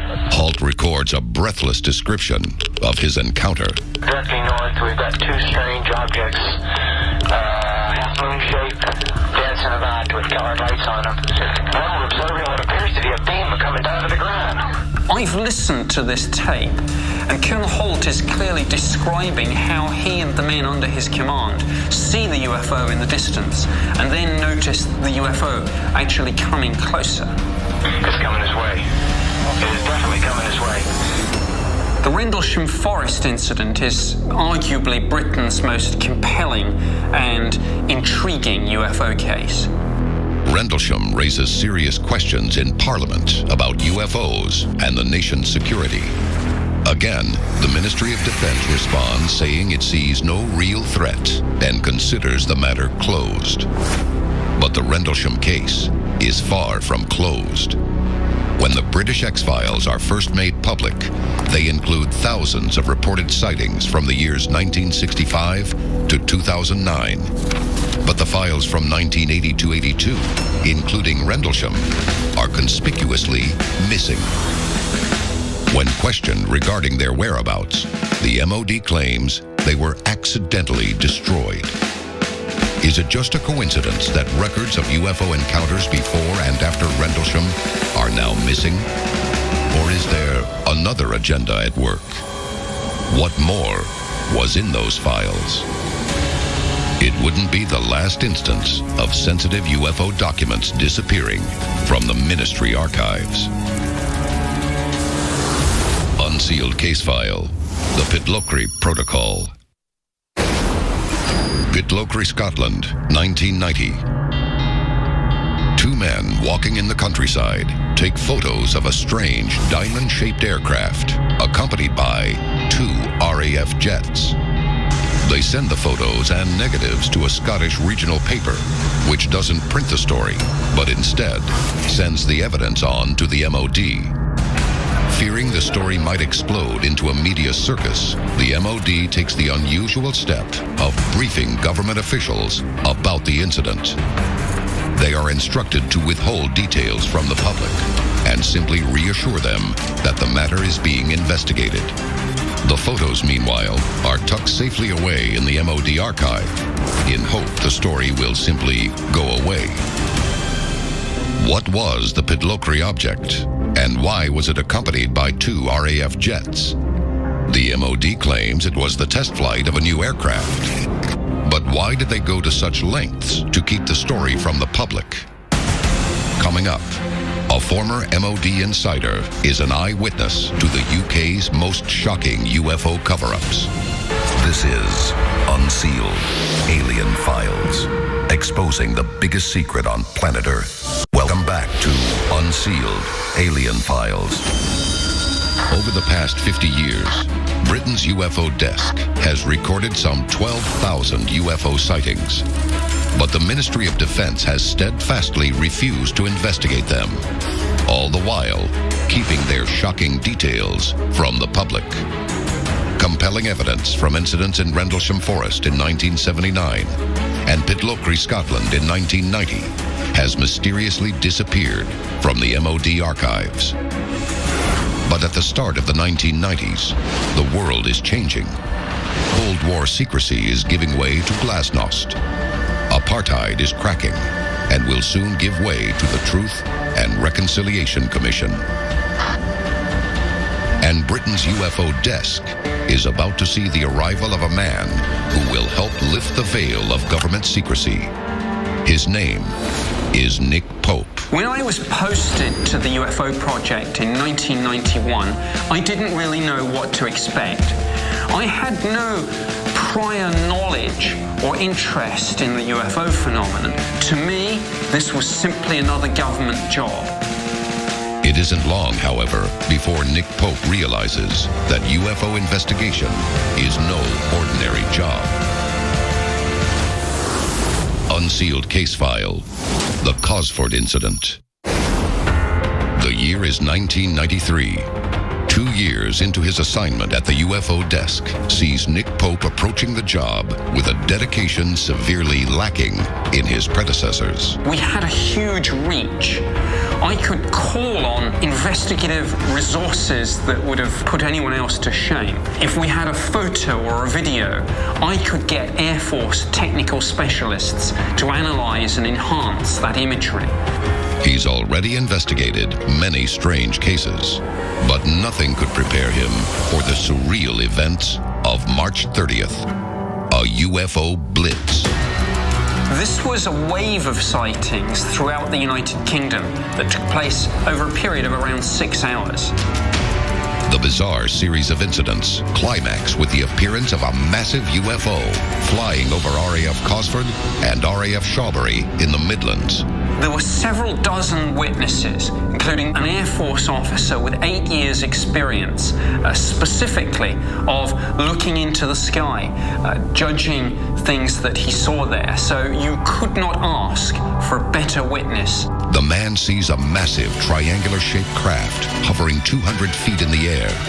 It emits a low-frequency humming sound and fires a narrow, laser-like beam of light down at the ground.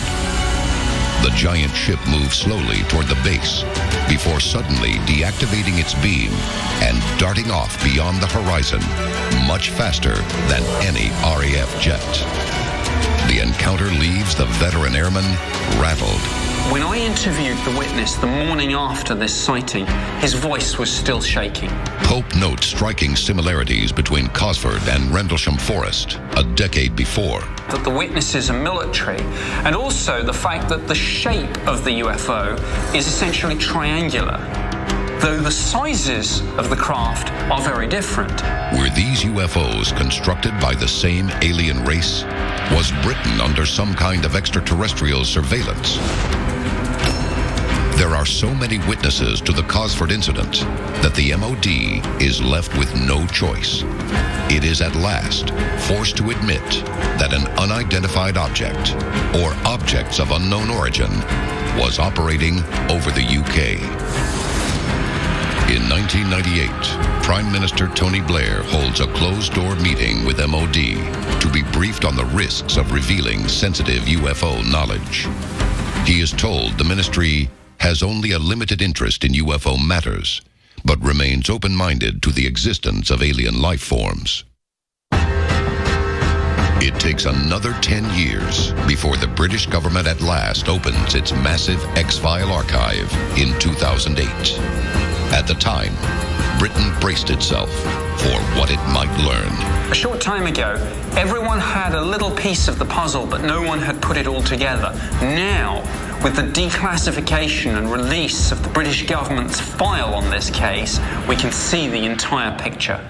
Up next, stay tuned for the final revelation of Britain's X-Files. Will the UK government reveal what it knows about UFOs? This is Unsealed Alien Files, exposing the biggest secret on planet Earth. Welcome back to Unsealed Alien Files. The time to act is now. There are 3 simple steps you can take to unseal the truth. Follow on Twitter. Follow the Unsealed Twitter feed to receive breaking news of the latest alien happenings as they develop. Tell your story. Have you seen a UFO? Whatever we encountered affected our memory. Upload stories and pictures to our interactive map. Join the movement. Get the Unsealed bracelet and the unique code hidden underneath to access exclusive content. Stop living in the dark. It is definitely coming this way. Get involved in the fight to unseal the truth. Now. In 2008, the British Ministry of Defense released 60 years of Britain's classified UFO X-Files. The documents expose decades of government misinformation on UFOs. There are also documents that show how consistently, over the years, the Ministry of Defense tried to downplay the extent of the UFO phenomenon and discredit any media outlets that ran serious stories about UFOs and portray anyone who investigated UFOs as cranks. Britain's X-Files have revealed a disturbing pattern, one that dates back to the Rendlesham Forest incident. There are lots of rumors that there were nuclear weapons at Woodbridge. UFOs are interested in our missile sites, our nuclear weapons program, our military bases.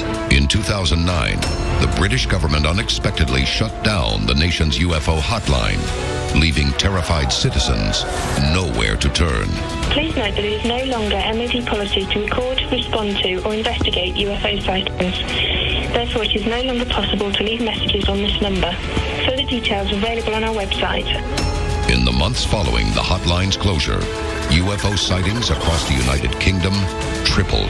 There's an old saying in the military, train hard, fight easy. There should be a contingency plan for alien contact and for alien invasion. The #1 issue is defense. What is the possibility of a major alien event on the horizon? And is there anything Britain can do about it? This is Unsealed Alien Files, exposing the biggest secret on planet Earth.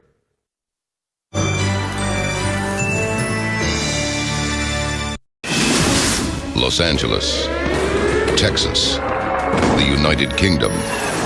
These 3 places are home to some of the most terrifying UFO hotspots in the world. UFO hotspot, it means a place where people see a lot of UFOs and have a lot of alien encounters. But over the years, we have thousands upon thousands of sightings, so something's going on in our skies.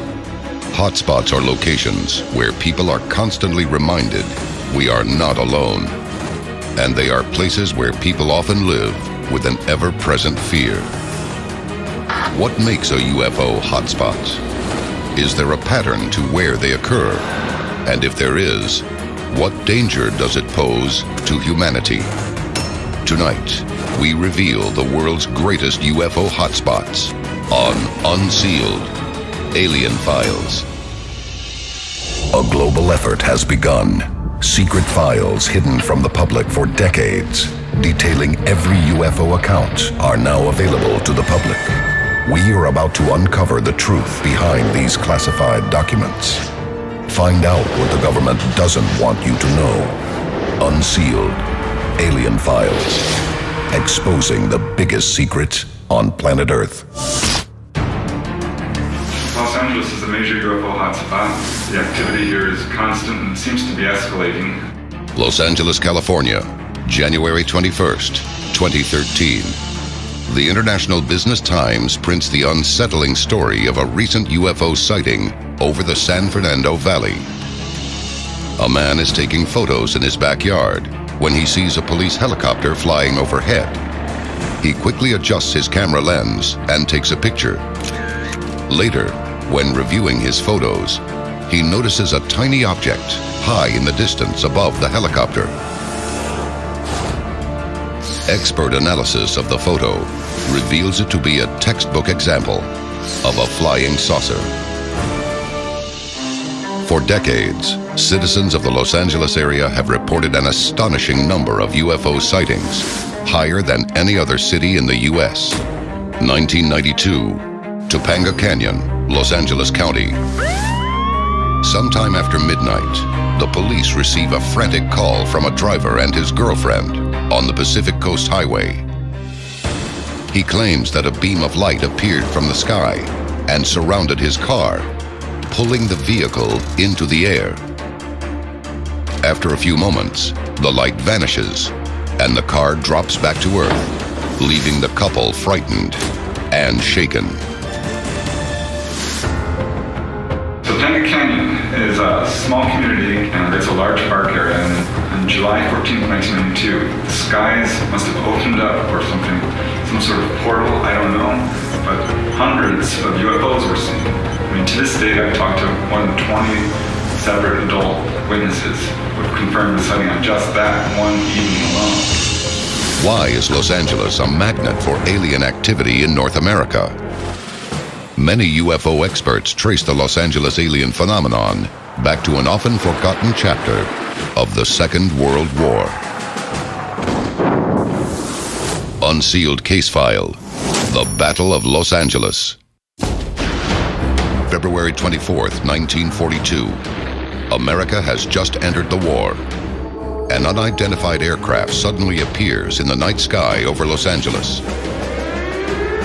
Fearing a Japanese attack, anti-aircraft batteries open fire. The battle over Los Angeles was an event in 1942 in which multiple witnesses observed an unidentified craft over LA. The military quickly went into action. They tried to figure out what the object was. They lit it up with their spotlights. They couldn't figure it out.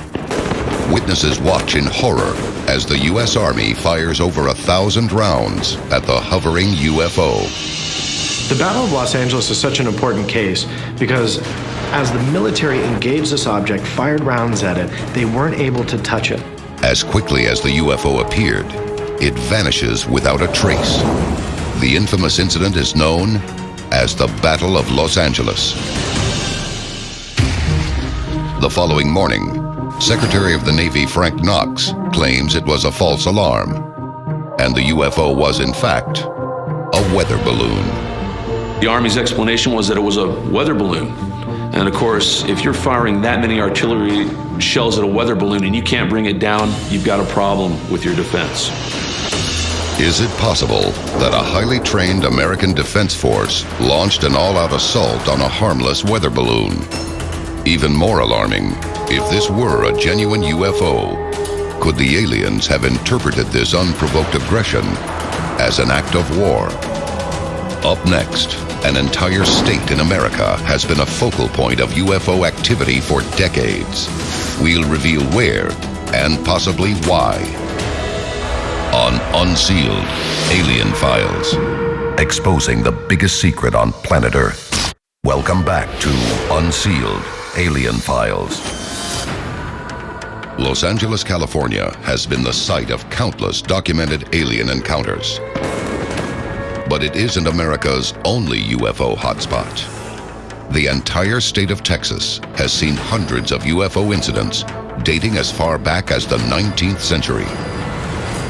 I really do think there is some sort of a base down there just because of the huge number of reports. This is a major flap area, a hot spot. Aurora, Texas, 1897. A UFO crashes into a windmill, as reported by the Dallas Morning News. Locals recover an alien body and bury it with Christian rites in Aurora Cemetery. A plaque at the cemetery identifies the alien burial to this day. Lubbock, 1951. 3 professors from Texas Tech photograph a fleet of UFOs. The incident becomes known as the Lubbock Lights. Stephenville, 2008. Over 30 witnesses, including law enforcement, see a mile-wide UFO fly overhead in the middle of the day. the incident receives worldwide media coverage. Why is the Lone Star State the focus of so much alien attention? The search for answers begins 60 miles northeast of the Mexican border in the small town of Marfa, Texas. For over a century, residents have reported eerie, ghost-like lights in the sky. Many believe the lights to be of extraterrestrial origin. Unsealed case file, Marfa, Texas. 1957, Coronet magazine publishes a report on the Marfa lights phenomenon, describing them as brightly glowing basketball-sized spheres floating above the ground. Scientists are quick to dismiss the phenomena as everyday automobile lights, appearing to float due to atmospheric reflections. But this explanation is met with skepticism in the UFO community, for one simple reason. The Marfa lights occur in a region called the Mitchell Flat, an area known for its rugged terrain and private property. Ufologists contend that car traffic could never be the source of its enigmatic lights. Why are authorities so quick to dismiss the Marfa lights as an atmospheric anomaly? And is there a price to be paid for covering up the heavy presence of aliens in Texas skies? As it turns out, there is. Dayton, Texas, 1980. Betty Cash and Vicki Landrum are driving along the highway when suddenly their car is enveloped in an intense beam of light emanating from the night sky. Above them is a UFO. Out of nowhere, a fleet of combat helicopters appear and surround the UFO, but it vanishes in an instant. Cash and Landrum suffer severe burns from the UFO's beam, commonly associated with exposure to high levels of radiation. Why did aliens attack two innocent women? And how did a squadron of military helicopters appear out of nowhere in the nick of time? Was the government already aware of UFO activity? And why did they not warn the public? A series of deadly events from 6 years earlier suggests they did. Unsealed case file, the Corpus Christi object. August 24th, 1974. U.S. Air Defense radar detects a UFO speeding northwest from the Gulf of Mexico toward Corpus Christi at an impossible speed of 2,500 miles per hour.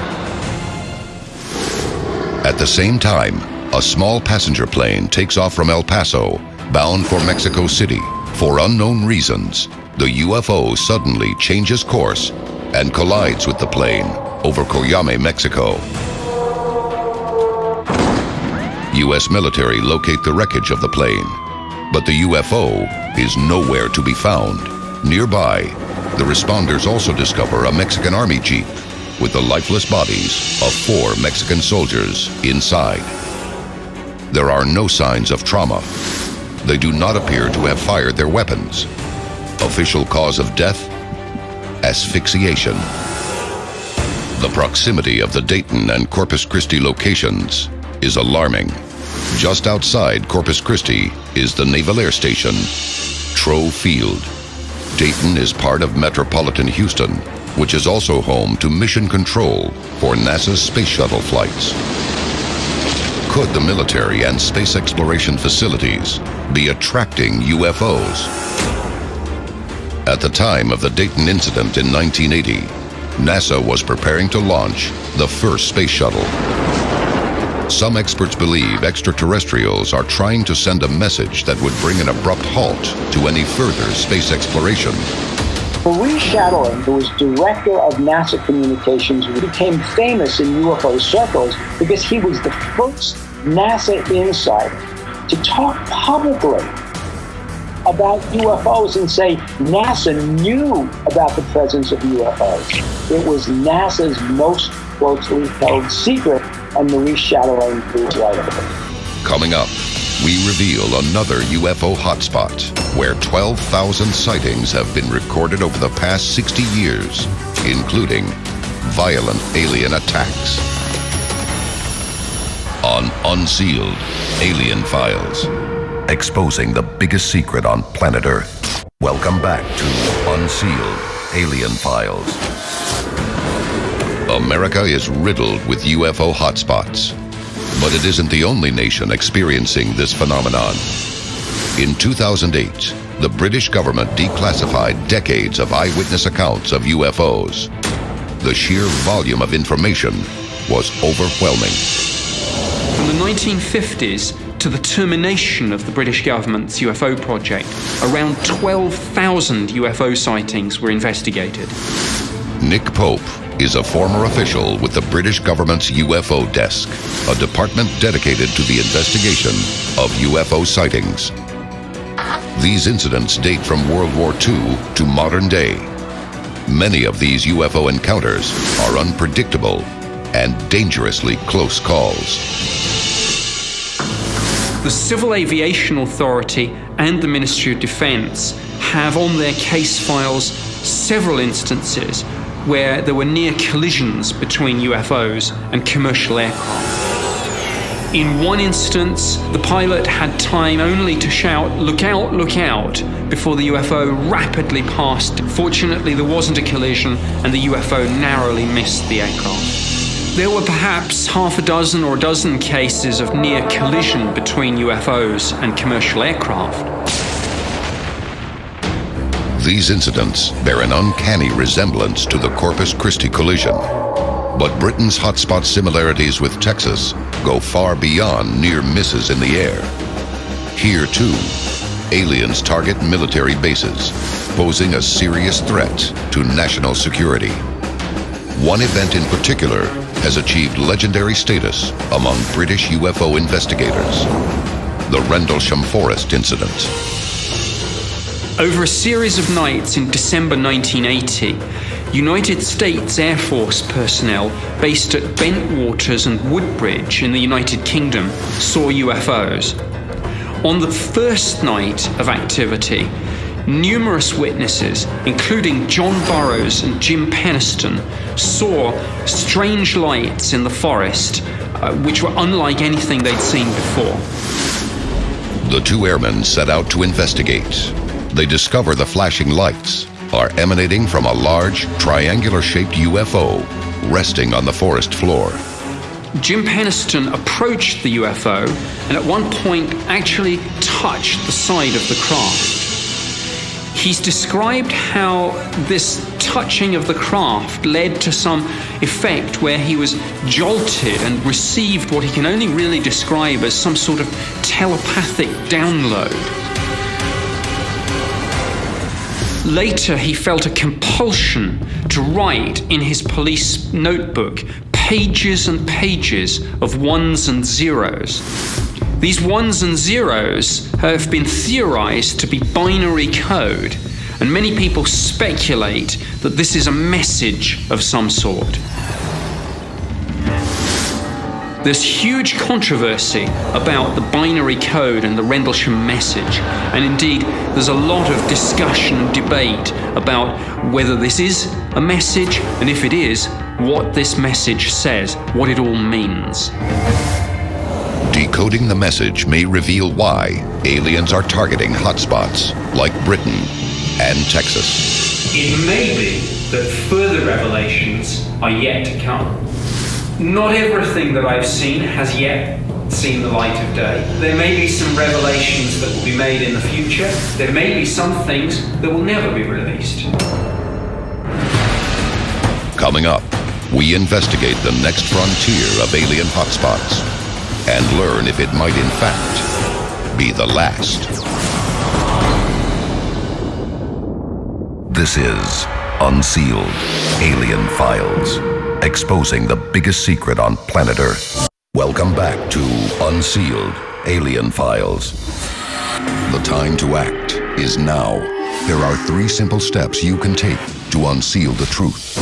Follow on Twitter. Follow the Unsealed Twitter feed to receive breaking news of the latest alien happenings as they develop. Tell your story. Have you seen a UFO? Whatever we encountered affected our memory. Upload stories and pictures to our interactive map. Join the movement. Get the unsealed bracelet and the unique code hidden underneath to access exclusive content. Stop living in the dark. It's definitely coming this way. Get involved in the fight to unseal the truth. Now. Both the US and the UK are inundated with intense UFO activity. Many of these hotspots occur near military installations. But what are these alien reconnaissance missions for? The answer may lie on the opposite side of the planet, inside the world's rising superpower, the People's Republic of China. Hangzhou, July 7th, 2010. Thousands watch in stunned disbelief as a flaming UFO streaks across the night sky over the eastern city. Many capture vivid images of the object. Authorities immediately close Yaoshan International Airport, thrusting the story into the worldwide media spotlight. The government pledges to launch a full investigation into the incident. Ultimately, the findings are never disclosed to the public. Only a week later, a second mass UFO sighting occurs in the southwestern city of Chongqing. Local residents are terrified. Renowned Chinese astronomer Wang Xichao has been studying UFO sightings in China for nearly 40 years. He believes UFO activity in China will only continue to increase. And according to a recent public statement, he doesn't rule out the possibility that the aliens might be hostile. If they are friendly to us, we can promote the human being civilization through exchange and cooperation with them. If they are not, as long as we prepared for their invasion, we can beat them back based on their weaknesses. After all, they are life entities. Are aliens surveying these places in preparation for a massive invasion? If so, is humanity even capable of defending itself against sudden attack? This is Unsealed Alien Files, exposing the biggest secret on planet Earth.